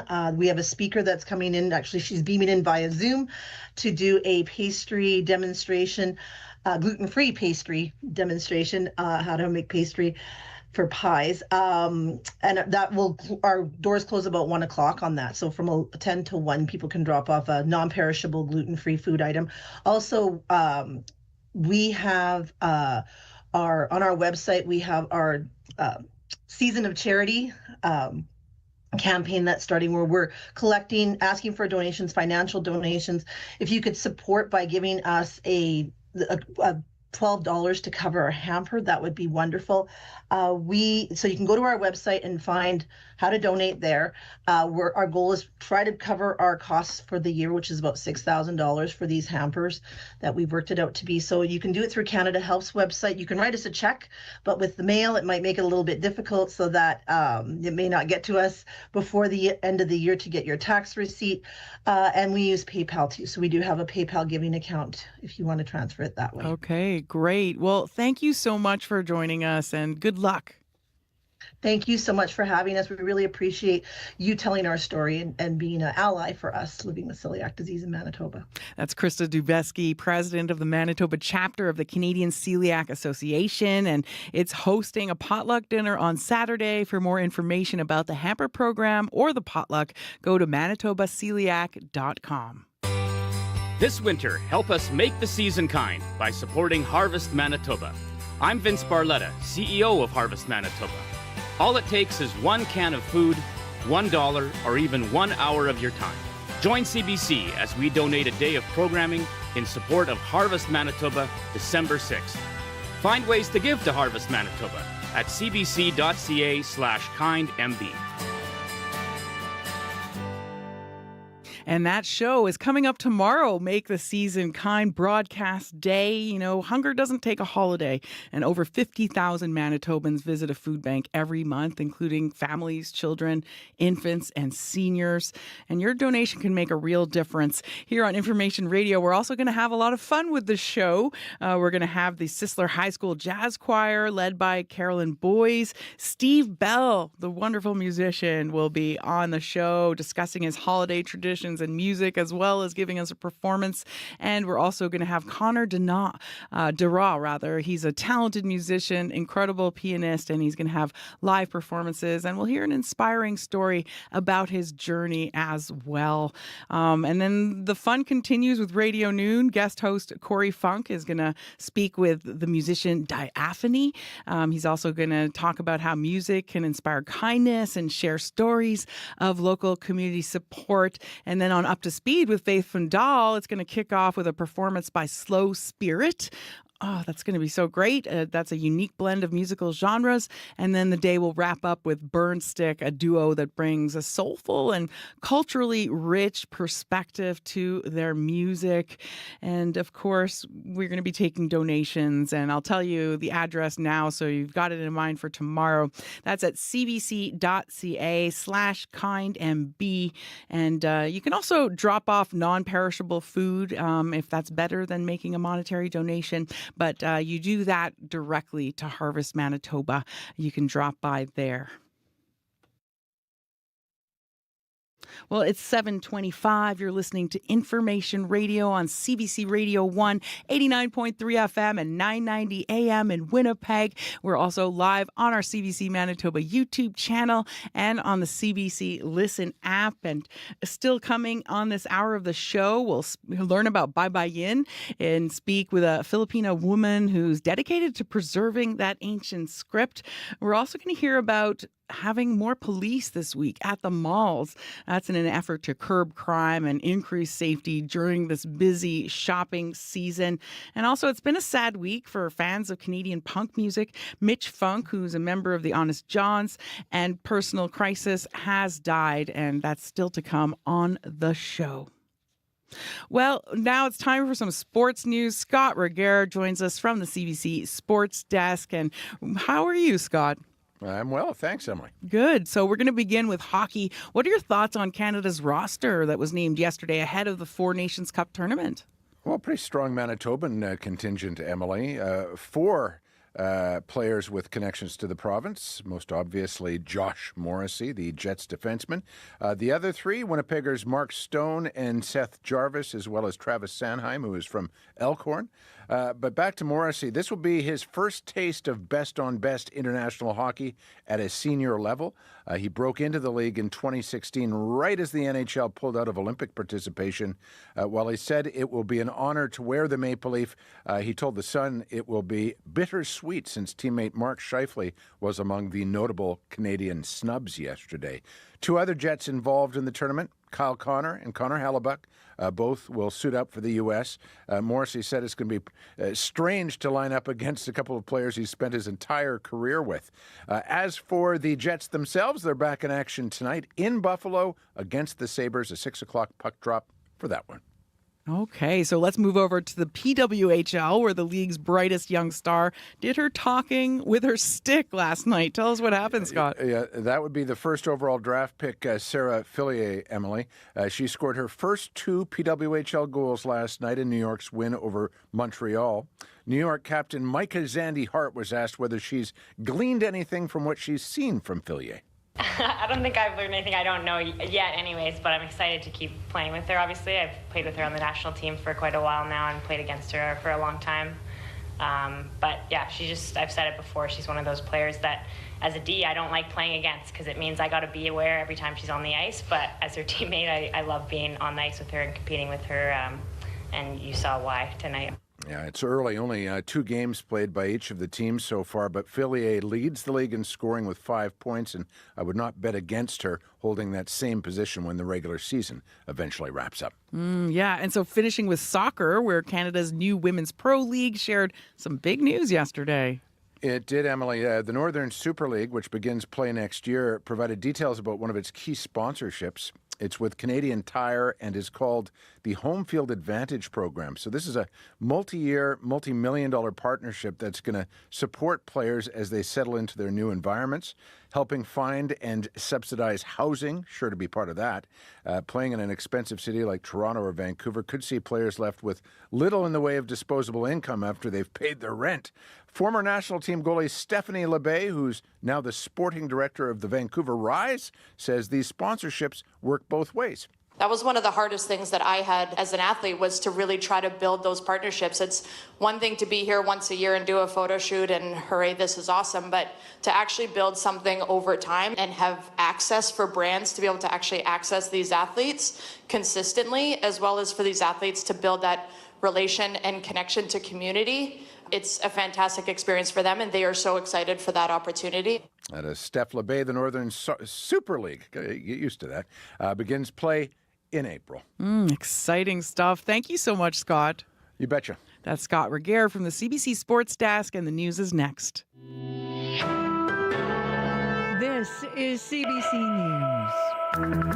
Good morning. I'm Heather Wells in Winnipeg. At 7:30, it is cold. It's minus 18 in downtown Winnipeg. Just one more cold day before the warm-up begins. For today, a high of minus 12 with a chance of flurries. The number of homicides in remote and rural parts of Manitoba this year is nearly double last year's total. RCMP say there have been 55 homicides so far in 2024 in areas RCMP police. That's already up from the 30 homicides and 3 suspicious deaths recorded in RCMP jurisdictions last year. But University of Manitoba criminologist Frank Cormier says this year's spike needs to be met with caution. A difference like that is not necessarily a trend, so we always have to be careful. It could be an anomaly, and it might not mean anything at all. Generally, we can only try to understand them in hindsight. After a few years have gone by, sometimes then maybe we can try to relate them to something else that was happening. Cormier says the vast majority of homicides in Manitoba are committed by someone close to the victim. He says homicides are also frequently related to criminal activity. The province's plan to open a supervised drug consumption site in South Point Douglas has caught some neighbors by surprise. The Manitoba Métis Federation's head office is next door to the location on the Disraeli Freeway. President David Chartrand isn't opposed to supervised consumption site, but questions whether the location is the right one. All you're doing is dumping it in here. That's all you did. You just you compiled all of the homeless people as much as you can into one block. And that's not how you deal with homeless. You can't. Chartrand disagrees with the government that there are enough wraparound services in the area. He says the MMF did an environmental review of that building on Disraeli. He believes it needs to be torn down. Chartrand says the province should partner with other groups to find permanent solutions to homelessness and drug addiction. Manitoba's PCs are concerned by rising bed capacity rates at a rural hospital. St. Anne Hospital has seen the use of its beds rise sharply since fall of 2022, jumping from around a 60% occupancy rate to more than 100% 2 months ago. The data is from Southern Health. The NDP government blames the PCs for healthcare system deteriorating, but PC health critic Kathleen Cook doesn't buy it. 107% capacity rate that we're seeing in October 2024 is substantially higher than the capacity rates we saw for any of the months throughout the last 3 years. So this is an NDP problem. This is happening right now under the NDP government. Southern Health says there are multiple reasons for rising bed capacity in St. Anne, including an aging population, people living longer with more chronic conditions, and people who are struggling to find a doctor. Manitoba's official opposition says the government can find staff for its new trade office in Washington right here at home. PC interim leader Wayne Iwascu criticized the premier during question period yesterday after Wab Kinew suggested Manitoba may choose someone who doesn't live in the province to lead the Washington office. Iwascu says that does not make sense. What message does this send to American politicians and business leaders when they are introduced to Manitoba's trade representative who doesn't know the difference between Portage la Prairie and Portage and Bay? The premier brushing aside the Tories' complaints, saying it was the former PC government who ended Manitoba's presence in Washington. Back then, Manitoba had a person working in Washington part-time. Well, the Manhattan manhunt continues. New York police officers continuing their search for the man who killed United Healthcare CEO Brian Thompson. He was shot outside a Manhattan hotel yesterday. Police believe it was targeted. Catherine Schweit is a retired FBI agent. The NYPD is being as thorough as they possibly can. They want to collect every piece of evidence. In a planned, a targeted event, there's a lot of evidence of planning ahead of time. They want to collect that. Police still do not know the motive of the attack. A $10,000 reward has been offered for information leading to an arrest and conviction in the case. You can hear more national and international news on World Report at 8. Winnipeg's music scene is mourning a vocalist who broke ground during the earliest days of punk rock. Mitch Funk died of cancer this week. CBC's Bartley Kivas now with how he's being remembered. That is Personality Crisis, a 1980s Winnipeg punk band led by vocalist Mitch Funk. He died of cancer Monday, eliciting tributes in Winnipeg and beyond. Jake Moore is a former singer of Ruggedy Ann's, another Winnipeg punk band from the 1980s. Mitch Funk was a true original, and there's never been one like him or will be again. At 6'3", Funk literally towered over Winnipeg's music scene. His stage presence was renowned, and he influenced a generation of independent musicians in the city, including his younger brother Aaron Funk, who records under the name Venetian Snares. He's a legend in the Winnipeg music scene, but to me, he's my beautiful brother. Mitch Funk was 65. Bartley Kivas, CBC News, Winnipeg. You can find more Manitoba news updated throughout the day. All you have to do is head to cbc.ca/Manitoba. And that music will get you going, Heather. It really does. It takes me back to the days of spiky green hair and combat boots and smoky bars. I would love to see you with that spiky green hair. Well, I'll show you a picture sometime. Okay. Thank you, Heather. You're welcome. That was Heather Wells joining us from the CBC Manitoba newsroom. And joining us from the control room is our studio technician and weather specialist, Abby Adeyemi. Hi, Abby. I am. We're looking at that cold day across the province. Wind chill is the main menu for today. Currently in Winnipeg, we are at minus 18. Ice crystals out there. The forecast calls for mainly cloudy conditions. We do have this slight chance of afternoon flurries. Breezy conditions that will be shifting from the northwest to the south, and we'll see highs around minus 18. The wind chill is going to make you feel like minus 29 this morning, and then it improves about minus 20. So just be cautious of risk of frostbite. It's also in the forecast. Tonight we'll see the skies remain mostly cloudy, and that chance of flurries is still going to be hanging around. We'll see temperatures get to minus 10 tonight.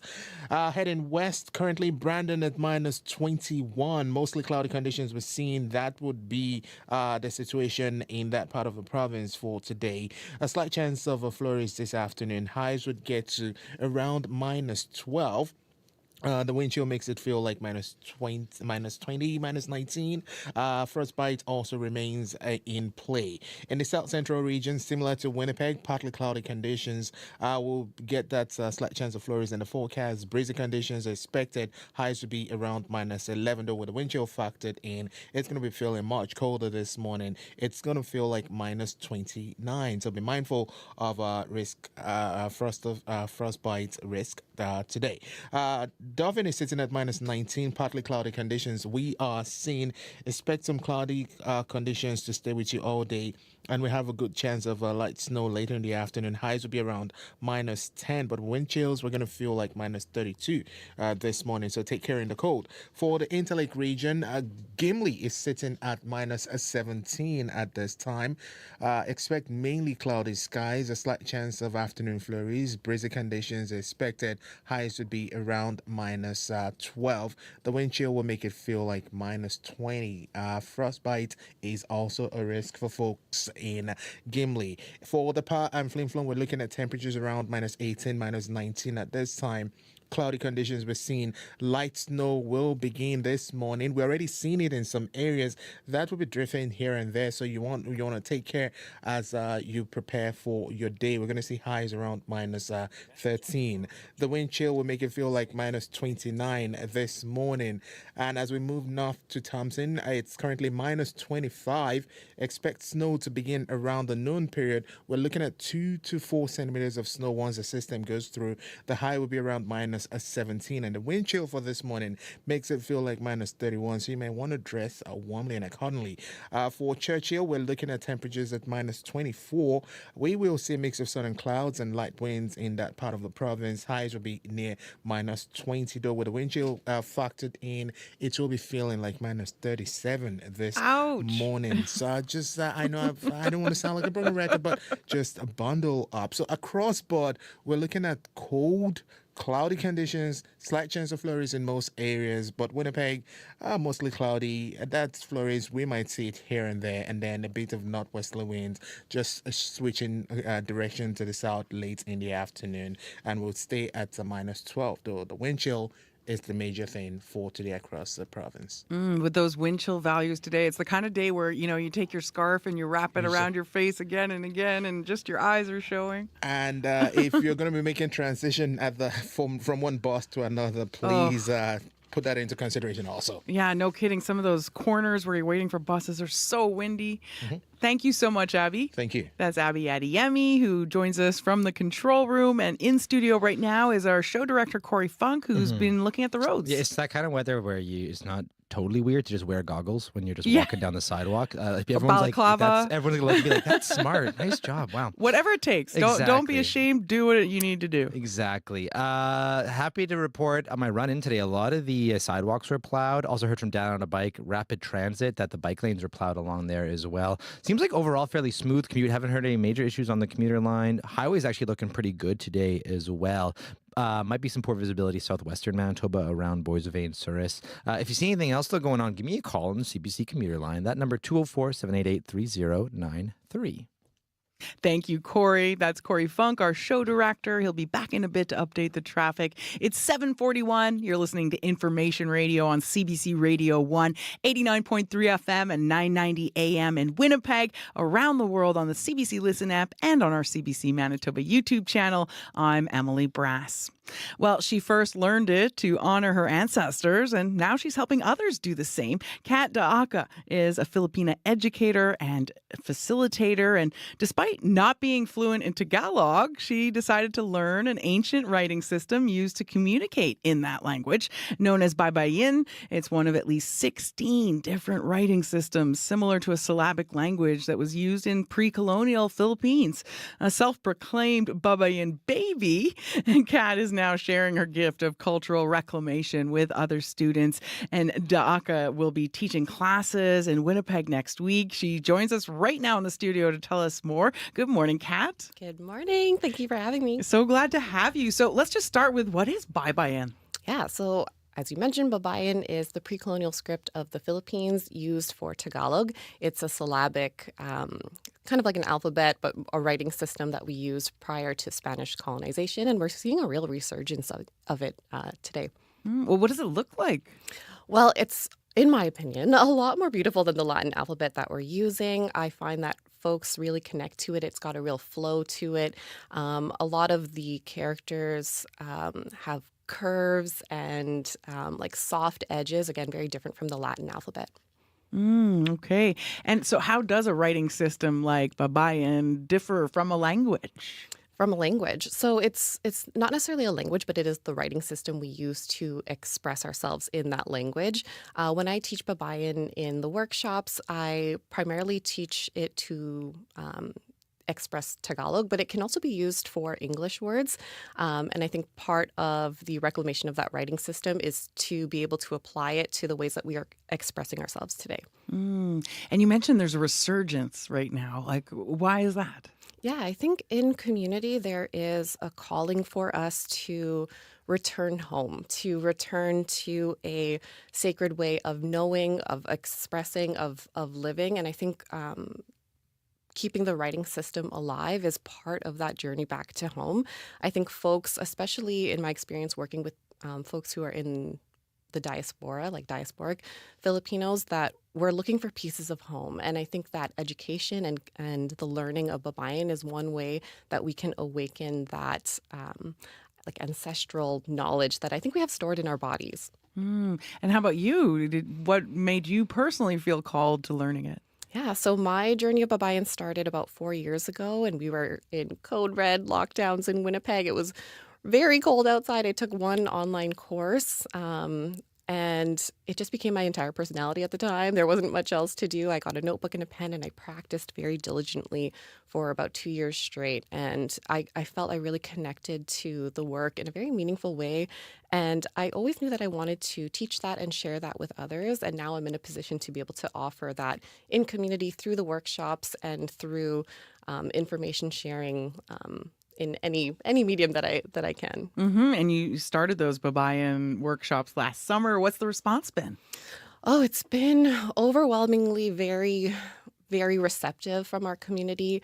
There are some folks who I think question why we should keep this writing system alive, but more than anything, people are very excited to learn more about their own heritage, to connect back to, again, this ancient writing system that, you know, it's very difficult to find resourcing online or even other people who are also teaching the writing system. So for me to be able to give Baybayin back into community, people are very excited. People are very happy to be able to have a way to do it that's fun and easily accessible to them.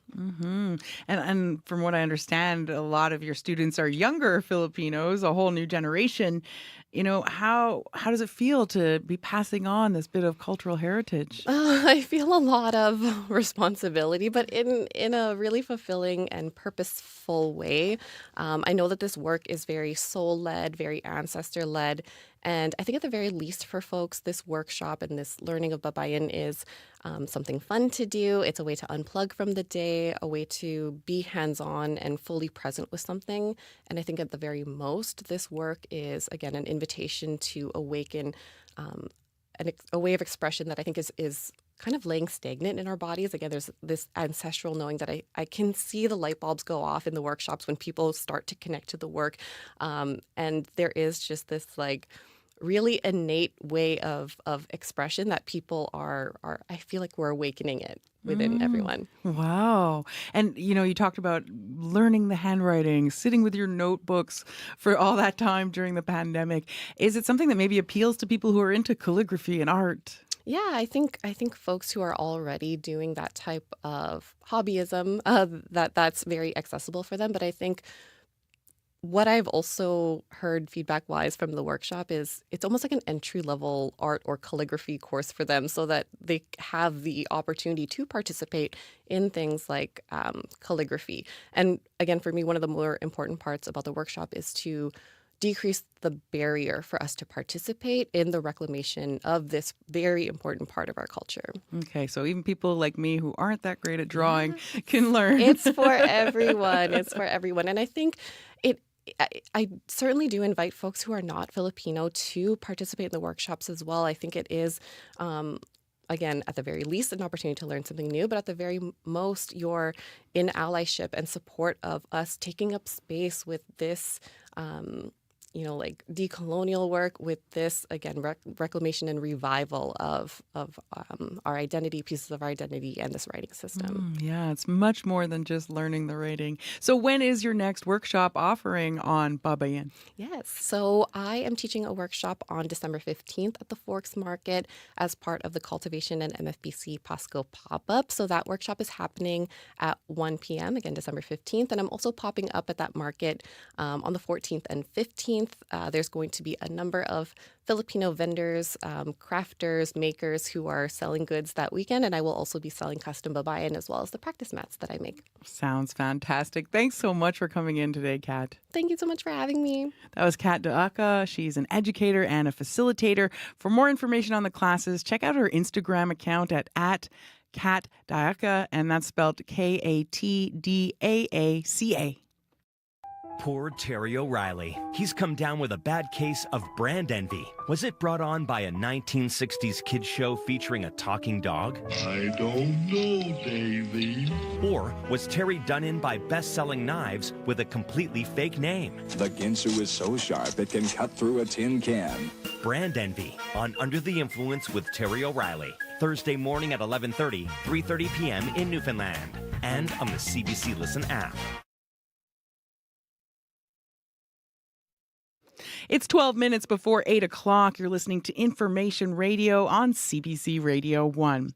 Well, Christmas concert season is in full swing across the province, and tonight, Manitoba's own Doc Walker, along with the Mitchell Wright and Jason McCoy, are performing at Club Region Event Center, and they're calling their show Great Canadian Christmas. Here's Doc Walker with Merry Christmas.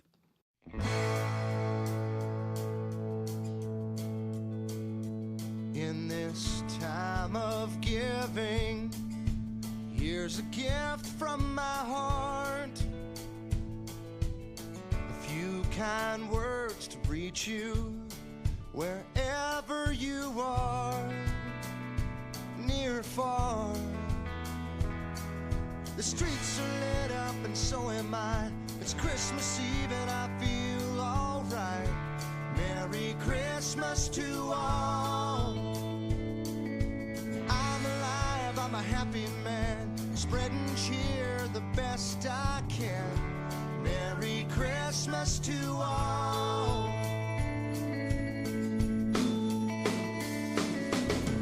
People chasing the celebrations, running wild.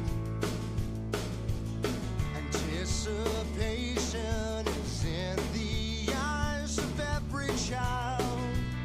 You just have to smile. The streets are lit up and so am I. It's Christmas Eve and I feel alright.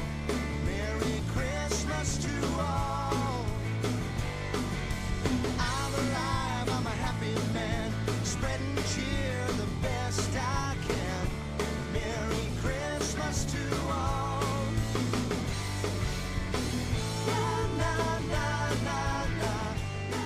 All right, that's a good way to rock into the holidays. Doc Walker with Merry Christmas to all.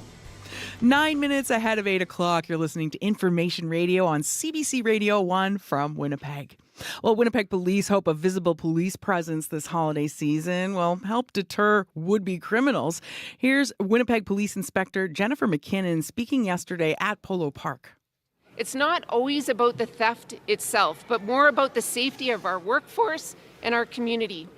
We do not want the Grinch to steal our holiday shopping season. Our service remains committed to ensuring a safe and successful shopping experience. So this is going to be a combination of focused enforcement on retail hubs throughout our city. This is not unique to Polo Park. We are going to be throughout our retail areas in Winnipeg. This is going to be with a view to enforcement, but with an emphasis on visible presence. We want you to come out. We want you to enjoy shopping. You need to get those gifts under your trees, and we want our officers to be out. We want them to be present. We want you to see them, and we want you to feel safe. Well, some businesses are also changing the way they do things to try and deter thieves. Cinnaholic on McPhillips stopped using cash after a theft this May. Menchie Finley is co-owner of Cinnaholic McPhillips, and she joins us now. Hi there, Menchie. Hi there. So what happened in May? So a couple of my staff was working on a Saturday in May, and a lady came in, just walked into our cash register and just took our register along with the money, and took off without and not in a hurry at all. Oh my goodness, that's just shocking. Taking the whole cash register, so bold. I mean, Yes. how did that feel when that happened? It felt frustrating for me, and my staff was very scared. They didn't know what to do. They left in the back there. They just took off and called me. After they called me, I called 911 and told them about the robbery. Yeah, and you told our producer that you felt like the theft wasn't spontaneous, that that person really planned it. What makes you feel that way? He walked in. She just looked around and took her opportunity. She knew where she's going. She just walked in behind the cash register and know where to go and what to grab. And yeah, so it seems like she was casing the place for a bit. That's very scary. Was it the first time something like that happened? No, not in that area. Since we've opened about 2 years ago, there's quite a number of times that we've been robbed with our tablet, our tip money. Someone actually broke in at one point and went into the store during after hours. And that last one in May was when the last resort, when that was the final they straw. were successful. The final straw. Yeah. I hear you. And so now you've gone cashless. How's that changed things? It hasn't really changed a lot. Whenever we let customers know that we're not taking cash anymore, they would either ask or just take out their card and without hesitation. So in terms of sales, I don't think I have seen a lot of I haven't lost a lot of customers in that case. Okay. And because I guess then the biggest impact is maybe you don't feel so vulnerable, no cash register sitting there. No, I actually feel a lot safer knowing that there's no cash in the store, even if there's, an individual that would walk in and, that I don't feel safe at all. It makes my staff feel safer as well. And since then, I haven't had any instances or incident. Wow. Well, that's a really big improvement. But I mean, what does it feel like that business owners have to deal with all these thefts and come up with solutions like going cashless? What do you think about that? Well, I mean, it really depends on, if it makes sense for them, go for it. There's also other places that they really need to have cash with them. So it really depends. They really have to figure that out if it makes sense with their business. Yeah. Well, thank you so much, Menchie, and good luck over the holiday season. I'm glad to hear it's not affecting your sales. Thank you. You too. See ya. That was Menchie Finley. She's the co-owner of Cinnaholic on McPhillips. Well, we're coming up on national news time. Heather Wells standing by with the Manitoba headlines. Good morning. Well, the province's plan to open a supervised drug consumption site in South Point Douglas has caught some neighbours by surprise. The Manitoba Métis Federation's head office is next door to the proposed location on Disraeli. President David Chartrand isn't opposed to a supervised consumption site, but questions whether the location is a right one. We'll hear from him coming up. And Burtail Sioux First Nation is celebrating the return of the bison to their community for the first time in more than a century. An 11-head herd has been gifted to Burtail Sioux by Sioux Valley Dakota Nation. The herd includes a young female white bison, and Burtail Sioux's Doug Hanska says the bison can help teach the community's young people about their culture. We'll hear more on that as well coming up in our next local news at 8:30. Have you seen the video of the bison on social media? Amazing, right? Oh, I love it. The way they move and jump and run, and yeah, that white buffalo, really an interesting Well, and herd. sacred, right? And very sacred. Absolutely.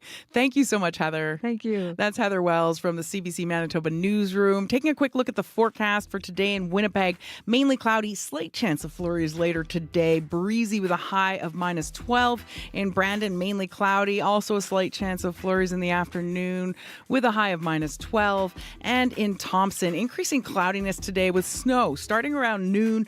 2 to 4 centimeters expected with a light breeze and a high of -17. Not too much happening out there in traffic, at least as much as we've heard, but maybe you're seeing something out there. I know the bridges and different areas can start to get congested. Give us a call if you're seeing anything. 204-788-3093 is our traffic line. And coming up in the next hour, a longtime staple of Winnipeg's punk scene died this week. We're going to learn more about the influence and legacy of Mitch Funk. He was a member of the Honest Johns and Personality Crisis, and he died earlier this week.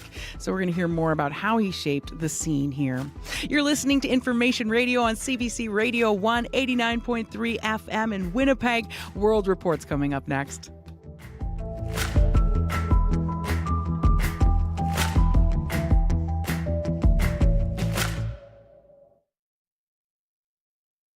Today on Q with Tom Power. Alan Cumming is one of the most successful Scottish actors of all time. He starred in major Hollywood films, big Broadway plays, but he'll be here to tell you why he became fascinated by the story of a young gay man who leaves Toronto to go back home to rural New Brunswick in his latest film. I don't think it could get any more quiet. What if we keep yapping? That's coming up on Q, followed by Commotion with Elamine Abdelmahmoud on CBC Radio 1, the CBC Listen app, and everywhere you get your podcasts. The CBC News is next. Coming up in half an hour, it's The Current with Matt Galloway. The Montreal author Mireille Silkoff thought her tween daughter was missing out by not reading, so she paid her $100 to get through one book. How tech and the commercialization of book culture are turning kids away from reading, coming up on The Current. This is World Report. Good morning, I'm Marcia Young. Brampton Mayor Patrick Brown testifies before MPs this afternoon. The National Security Committee is investigating claims India meddled in Canadian politics, including the federal Conservative leadership race 2 years ago. Janice McGregor joins us now from our Parliamentary Bureau. And Janice, what could we learn today? Marcia, some MPs on the Public Safety Committee wanted to hear from Patrick Brown as well as other candidates in the last federal Conservative leadership race, even before last week's reporting from Radio-Canada. The public inquiry into foreign interference, as well as last spring's bombshell report from the Special Committee of Parliamentarians who are cleared to read intelligence, both made general references to India meddling in the leadership campaign that Pierre Poilievre eventually won. But what sources told Radio-Canada was far more specific, that volunteers were pressured to stop working on the campaign, that Brown's invitations to community events where he'd connect with diaspora voters were rescinded, and that representatives from India's consulate had approached the then chair of Brown's campaign, current Conservative MP Michelle Rempel-Garner, to strongly suggest it was not in her best interest to continue working alongside Brown. Now, Rempel-Garner categorically denies that she was coerced to step down from this campaign. A Conservative spokesperson has said that intelligence officials have not advised the party of any intelligence suggesting there was foreign meddling in the race. Poilievre has been offered an opportunity to obtain security clearance and read it for himself, but he has declined. What is Patrick Brown expected to say? Well, he originally declined the committee's invitation. In a public statement, though, after he was summoned to appear today, he said he doesn't have new evidence to contribute. He's concerned that his appearance was sought for political reasons. Brown has also said he has no reason to believe that foreign meddling altered the final outcome of the race, and that Justice Marie-Josée Hog's inquiry never contacted him. Because he never gave public testimony in that forum, this afternoon's 2-hour committee meeting is our first chance to hear his perspective in detail. All right, thank you, Janice. You're welcome. Janice McGregor reporting from Ottawa. New York police are still searching for the gunman who killed the United Healthcare CEO. Brian Thompson was shot outside a Manhattan hotel yesterday. Police are calling it a targeted attack. They are asking the public to come forward with information. My World Report co-host John Northcott is following developments. And John, what is the latest? Marcia, police have a lot of clues, but some 24 hours after the deadly shooting, they're no closer to capturing a suspect. Early yesterday morning, the CEO of the largest healthcare provider in the U.S., a multi-billion-dollar corporation, 50-year-old Brian Thompson, on his way to a shareholders' meeting, was gunned down outside a luxury midtown Manhattan hotel. The suspect, wearing a dark hood and mask, ran away, later jumping on an e-bike and last seen in Central Park. Police say they've recovered a water bottle and a phone they believe belonged to the suspect. Both could yield clues to his identity if they're successful in unlocking the phone, and both could provide DNA evidence or fingerprints. A key to this investigation will be determining a motive. In speaking to CNN, law enforcement analyst John Miller had this to say. They're going to look at the personal stories, and they're going to focus on letters, desperate people who were denied care or tests, something that could have saved a life, who blame the company. So that gives you multiple universes of directions in terms of motive and suspect. From the very beginning, police have characterized this as an attack that was, quote, premeditated, pre-planned, and targeted. There have been suggestions that executives from United Healthcare may have been the subject of recent threats. NYPD are not commenting on some media reports that say shell casings found on the scene had the words deny, defend, and depose written on them. Thanks, John. Thanks, Marcia. John Northcott with me in studio. Syrian rebels opposed to President Bashar al-Assad have achieved a new victory. They have taken control of the key city of Hama.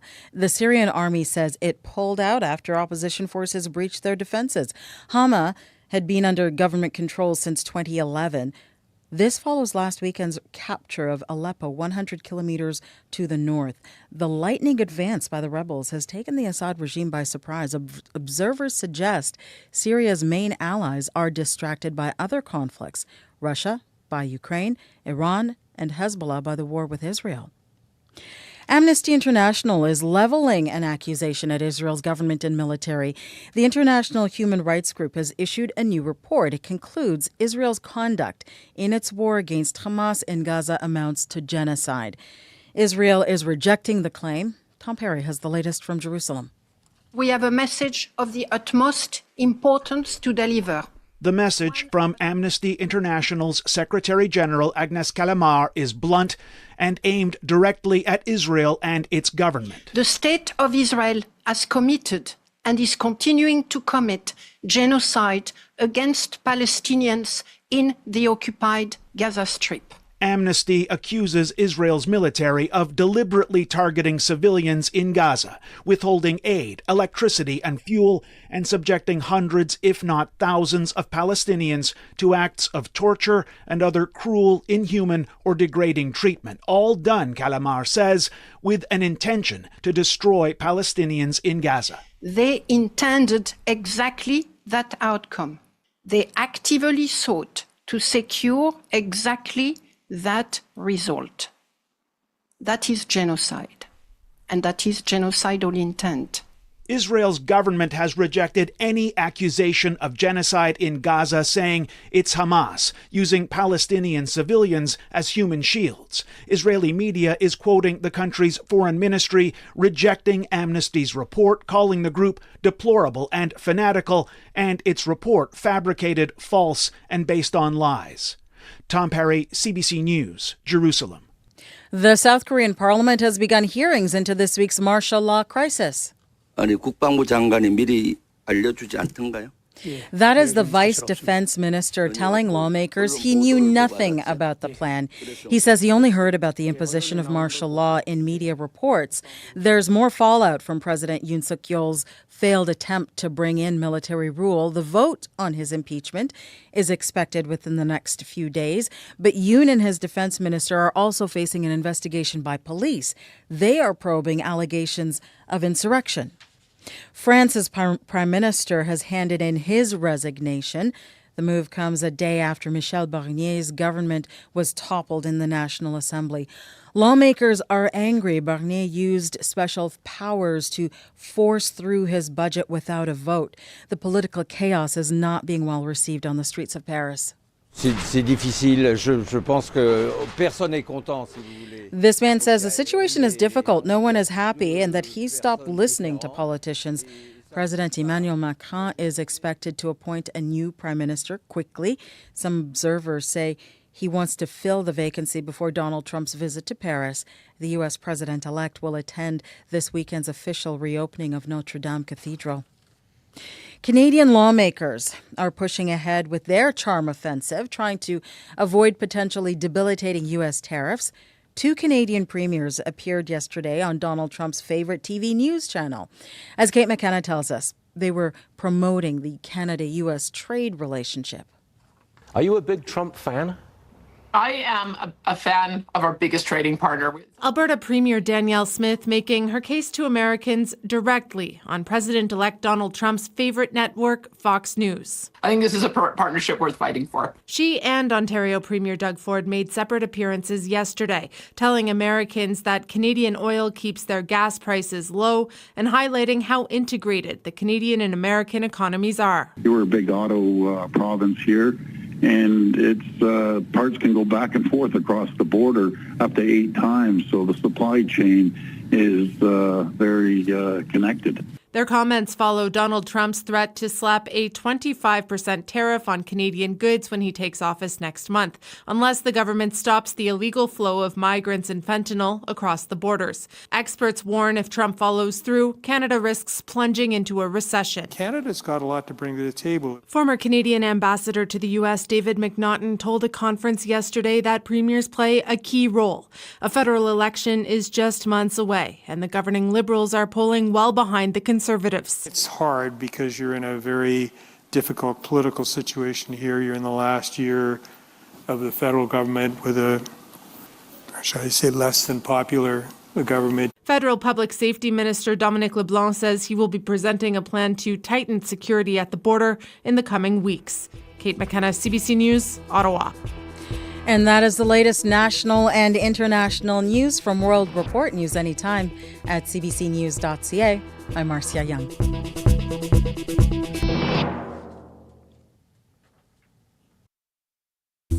Good morning, Manitoba. You're listening to Information Radio on CBC Radio 1, 89.3 FM and 990 AM in Winnipeg.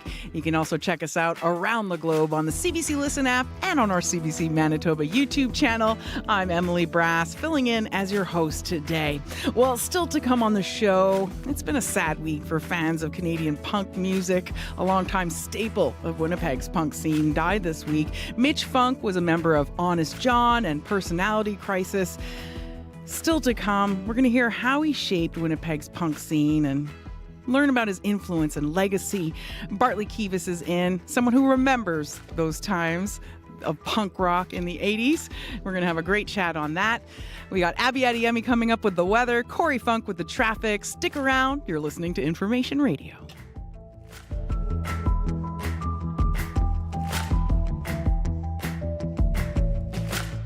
11 minutes after 8 o'clock, and Heather Wells is standing by with the CBC Manitoba headlines. Good morning.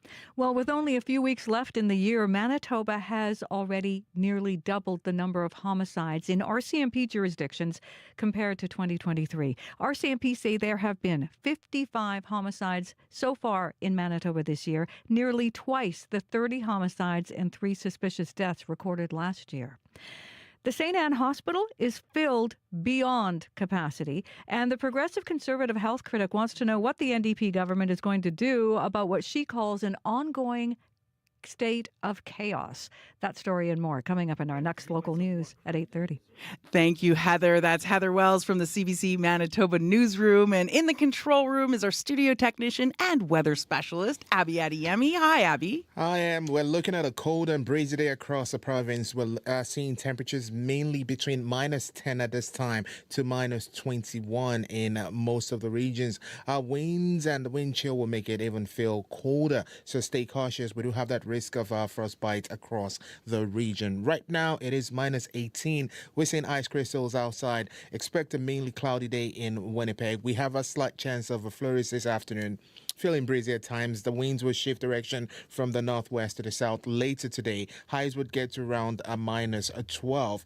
However, the wind chill is the main play today. It will feel like -29 this morning as you step outside. And when you get for your lunch break, it's going to be in the range of -20, the wind chill feel. So we still have that risk of frostbite and exposed skin. So take care out there.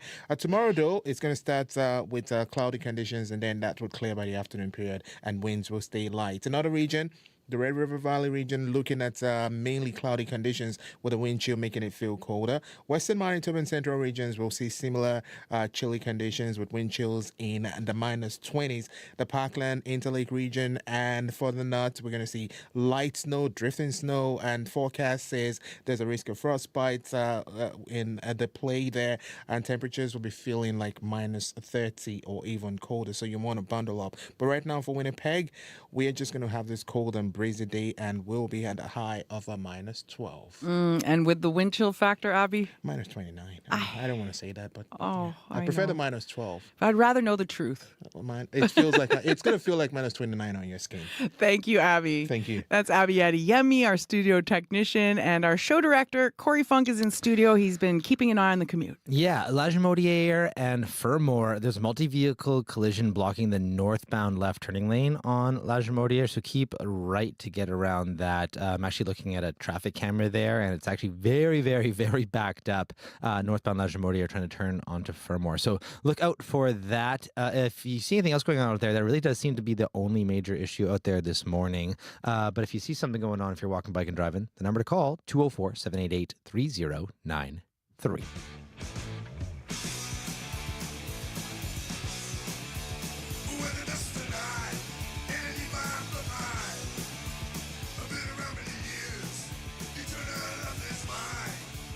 All right, we're ready to thrash here at the Information Radio studio. Winnipeg's punk rock community is mourning a local hero. Singer and band leader Mitch Funk died of cancer earlier this week. And as a member of the band's Personality Crisis and Honest John, Funk was a fixture in Winnipeg's music scene for decades. We just heard a few seconds from one of the songs released while he was in Personality Crisis. It's called Vampire's Dream. And in the days since the news broke, fans and fellow musicians have shared tributes on social media. CBC's Bartley Kivas spoke with musicians as well as Funk's family to learn more about his legacy. He joins us now in studio. And a note, maybe this music was a little before your times. I said in the headlines that Bart remembers these times, but I'm old, but I'm just not that old. Not quite that old. Okay. Yeah. This was early 80s, a lot of this stuff when Mitch started playing. And, you know, of course, because of that, some people listening might not be familiar with Mitch Funk. Who was he?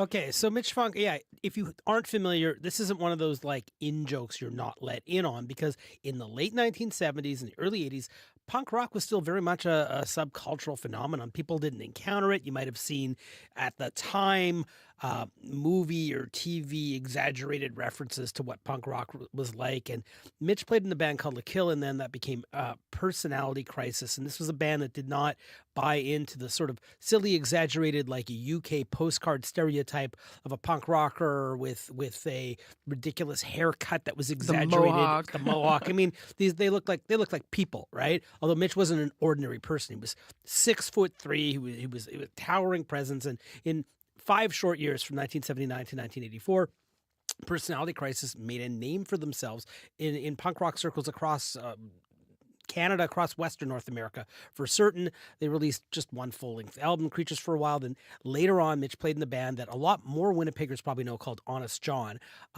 into the 1990s up until the late 90s.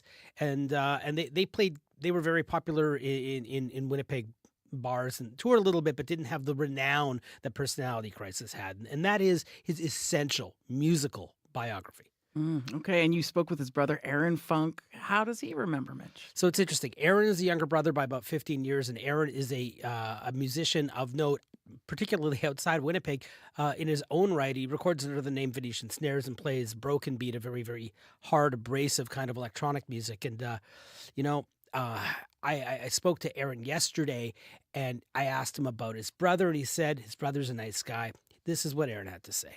Yeah, he was real cool to me. Like he'd always try and show me new things, like we'd go to he'd be like, hey, what tape do you like? And I'd be like, some silly thing I saw on TV, like Cyndi Lauper or something. Like when I was a kid, I really liked that song, Girls Just Want to Have Fun. That was hype. But, then he'd be like, okay, well, I'll get you that, but I'll also get you this Husker Du tape, And yeah, the stuff that stuck with me more was definitely the stuff he turned me on to. And for those of you who don't know, Husker Du was a Minneapolis band that had this enormous wall of sound that became like a staple of alternative rock a decade later when everybody else copied that sound. A good counterbalance to Cyndi Lauper. Quite. So what did Mitch Funk contribute to Winnipeg's music scene? Well, he kind of put Winnipeg on the map in the punk rock scene, Personality Crisis did, but also there was this business of paving the way for a touring circuit, going on tour. A couple of people mentioned that them and a Vancouver band called DOA, which is probably better known in Canada, set up these arrangements where they found the venues and the talent buyers willing to book them and kind of pioneered this circuit that was very, very different from the bar band or the touring rock circuit at the time. And that was important. And he was also a very unusual performer in so much as that, he was this enormous person on stage with this big stage presence. I spoke to Jake Moore, and she was the lead singer of Ruggedy Ann's, a Winnipeg punk band in the early 1980s. She's now a professor and in charge of art galleries in Saskatoon. Here's how Moore described Mitch Funk's presence on stage. Mitch Funk was a true original, and there's never been one like him or will be again. His appearance alone was something that would confound people, whether on the street, but on the stage he was nothing short of electric. He was one of those performers that you couldn't not look at. And this large man that had more than a passing reference to Frankenstein as evoked in the movies, really could, like, his vertical was out of hand, his command of the microphone. So yeah, Mitch, I saw Honest John. I never saw Personality Crisis. I was 14 when they played their last show. But Honest John was a fun band to watch. And so Mitch also influenced other musicians. How did he do that? Well, again, the band, they paved the way. There was a lot of people that would find that Personality Crisis album later on and a lot of young people my age who were going to those shows when they were 14. They saw this and I spoke to, there were a number of social media tributes pouring out yesterday, including from the band Propaganda. I spoke to a guy named Jason Tate, and he's a producer and a multi-instrumentalist. He's probably best known as a drummer for the former band The Weaker Thans. And the first punk rock show that Jason ever saw turned out to be the last show ever for Personality Crisis at Pantages Playhouse in 1984. Tate said he'd never been to a punk rock show before, and he had never seen anything like Mitch Funk. It was just such a bizarre experience for a musical event.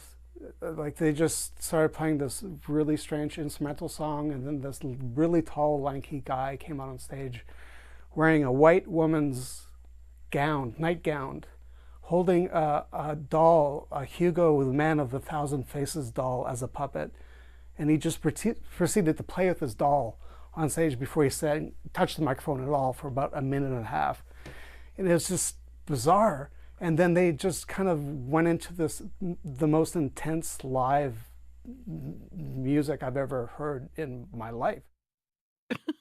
That sounds incredible. There's always been that kind of real performance art aspect of punk. Yeah, definitely. And again, you got to think of this. This is well before bands were copying bands. This is well before,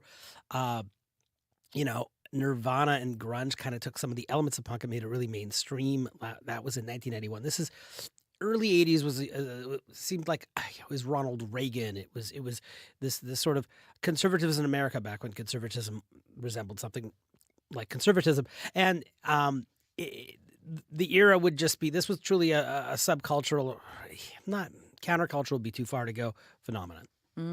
Yeah, the days of dead Kennedys and Jalopy Opera and all that. So, Bart, you did get to see Mitch Funk. What do you personally remember about him? Okay, so I remember Mitch Funk as a guy in Honest John, but I mostly also remembered him as a guy, sometimes I'd see him walking around in Wolseley, and he worked for years at St. Boniface Hospital. He was an orderly. He worked in deliveries. He did laundry. He did a lot of art in his last decade, and he would post it on Instagram, and you can still see that if you find his Instagram page. But mostly he was just a really nice guy. He'd always stop and talk to you. He was just, I remember him as just a really, really nice guy. And what his brother Aaron said about him being a nice guy, he was a nice guy. So you know what? You can do all these things, but if you're remembered as a nice person, we can only hope so much.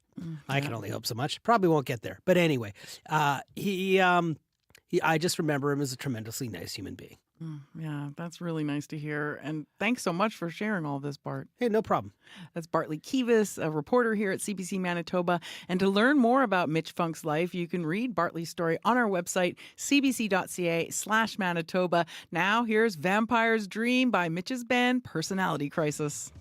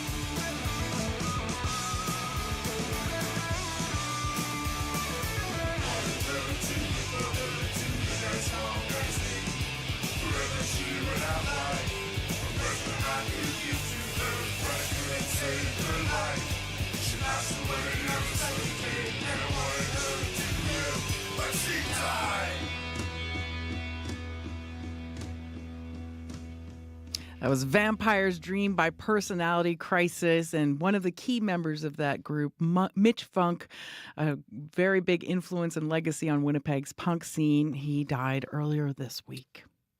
Well, honking horns are a common sound in the store parking lots right now. And if you've been to a mall over the past few weeks, you know what we're talking about. CBC's Emma Kilburn-Smith headed to a busy parking lot outside a mall to see how people are managing the rush and to get some hot tips on nabbing a good parking spot. What was it like to park here today? Oh, I didn't have any problem. I avoided it on the weekends, though, totally. I was here yesterday as well. Jeez, I couldn't get out, and people are just waiting for everybody to move their cars. But it's not happening that fast, right? Because everybody's shopping. It takes a long time. I had to do a second trip because, I just couldn't find the parking. Are you getting your Christmas shopping in? Yes. Hopefully I finish today, so don't come back.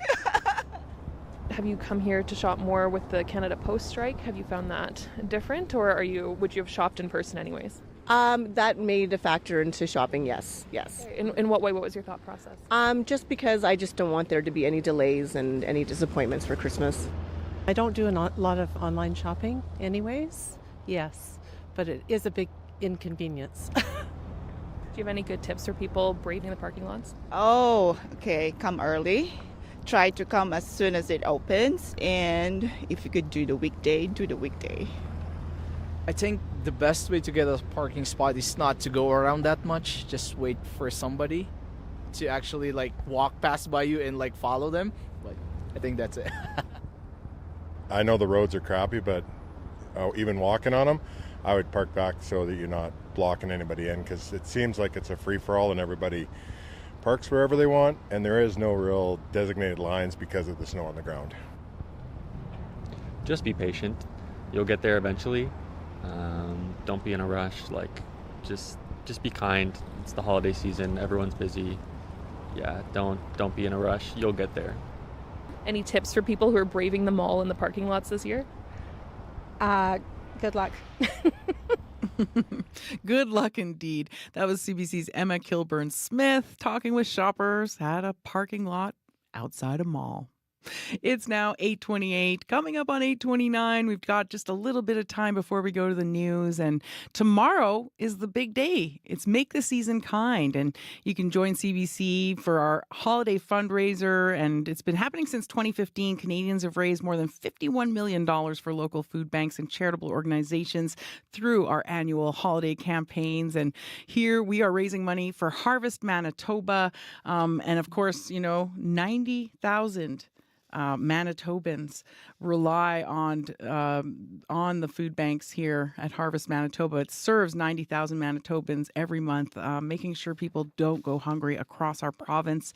So tune in tomorrow. We're also going to have great entertainment. Sisler High School Jazz Choir will be here, as well as Steve Bell, who's going to talk about his holiday traditions and music. And we're going to have Connor Dura. He's a talented musician, a great pianist. He's going to have a live performance as well, some inspiring stories about his journey. So you'll want to tune in. And of course, I'm going to give you the link already for where you're going to donate, cbc.ca/kindmb. And if you have non-perishable food you'd prefer to give that way, you bring that to Harvest Manitoba. The news is next.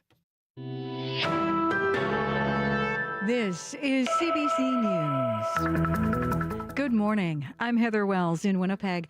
At 8:30, it is -18 right now. It's a cold start to Thursday, but we'll be warming up. -12 is the high today. Risk of frostbite, and overnight, our temperature is going to climb to -10. With just a few weeks left in the year, Manitoba has nearly doubled the number of homicides in RCMP jurisdiction compared to 2023. In the last week, there have been 4 homicides in areas covered by RCMP. That excludes communities with their own police forces like Winnipeg and Brandon. University of Manitoba criminologist Frank Cormier says homicides are often a ripple effect of challenging economic situations. There's high rates of unemployment.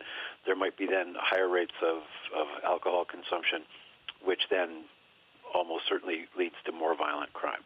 RCMP say there have been 55 homicides in Manitoba so far this year, nearly twice the 30 homicides and 3 suspicious deaths recorded in 2023.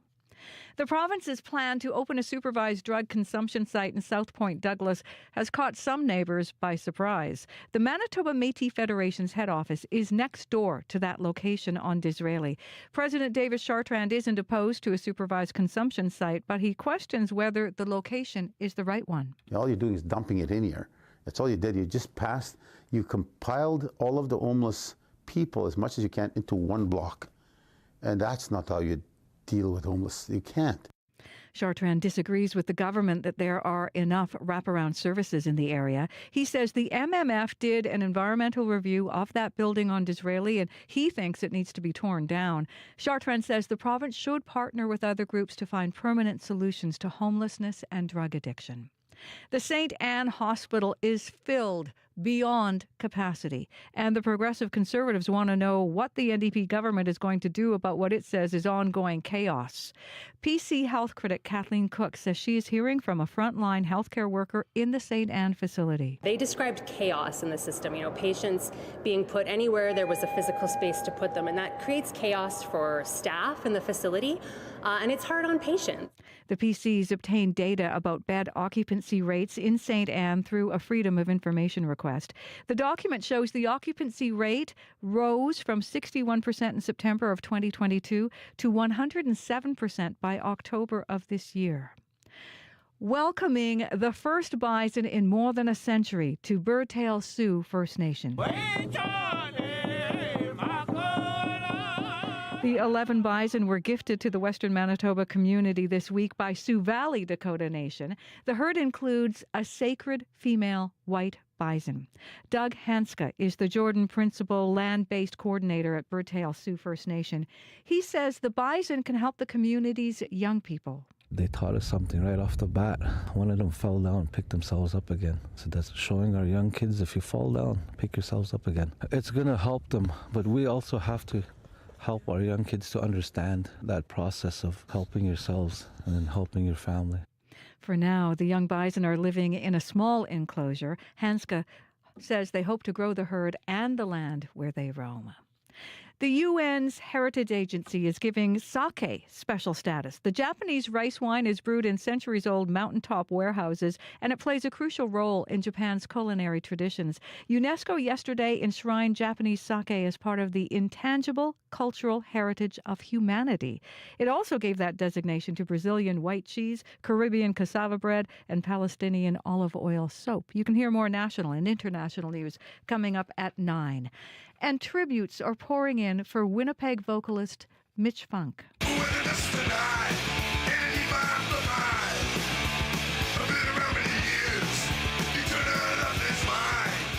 The former singer for punk band Personality Crisis and rock band Honest John died on Monday of cancer. Contemporaries and musicians influenced by funk paid tribute to his pioneering role in independent music. Jason Tate is a musician and producer best known as the drummer for a defunct Winnipeg band, The Weaker Thans. He says Winnipeg was slow to realize how good Personality Crisis was during its short-lived run from 1979 to 1984. It took a while for people to really give this a serious listen, and when I listened to it, it just seemed like it was above what was happening internationally as far as punk rock. Mitch Funk was 65 years old. You can read more about his influence, as well as other Manitoba news, at cbc.ca/Manitoba.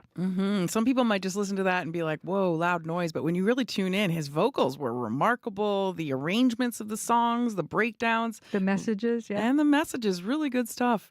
Glad to hear about him. Yeah. Rest in peace, Mitch. Thank you so much, Heather. Thank you. That's Heather Wells from the CBC Manitoba News Desk. And joining us now in studio with an update on the commute is Corey Funk. Yeah, northbound Lagimodiere at Fermor, there's a multi-vehicle collision blocking that left turn lane. So keep right to get around that. Pretty big backups for folks who are trying to turn left onto Fermor. Thank you, Corey. And one last quick look at the forecast with Abby Adiemi. For Winnipeg and surrounding area, it's going to be a cold and breezy day with highs around -12, feeling much colder due to the wind chill. Slight chance of afternoon flurries. Other regions will experience similar chilly conditions, with most areas even feeling colder due to that wind chill and a chance of flurries. Like in the western part, we're going to see slight chance of flurries, and then the Parkland and for Flin Flon and up north, we're going to be seeing drifting snow at this point and wind chill in the range of of minus 37. But Winnipeg, we've been stuck at minus 18 all morning. Don't freeze up. Things will warm up overnight. Yeah, no kidding. Bundle up today. Thank you, Abby. Thank you. Abby Adiemi is our studio technician. Kevin Nipatebo is producing our CBC Manitoba YouTube channel. And Corey Funk is our show director. I'm Emily Brass, filling in the host chair until next Tuesday. And don't forget, tomorrow is Make the Season Kind. Tune in. We're going to have great live entertainment and opportunities for you to donate to Harvest Manitoba, which helps tens of thousands of Manitobans every single year. Keep it locked. The Current's up next.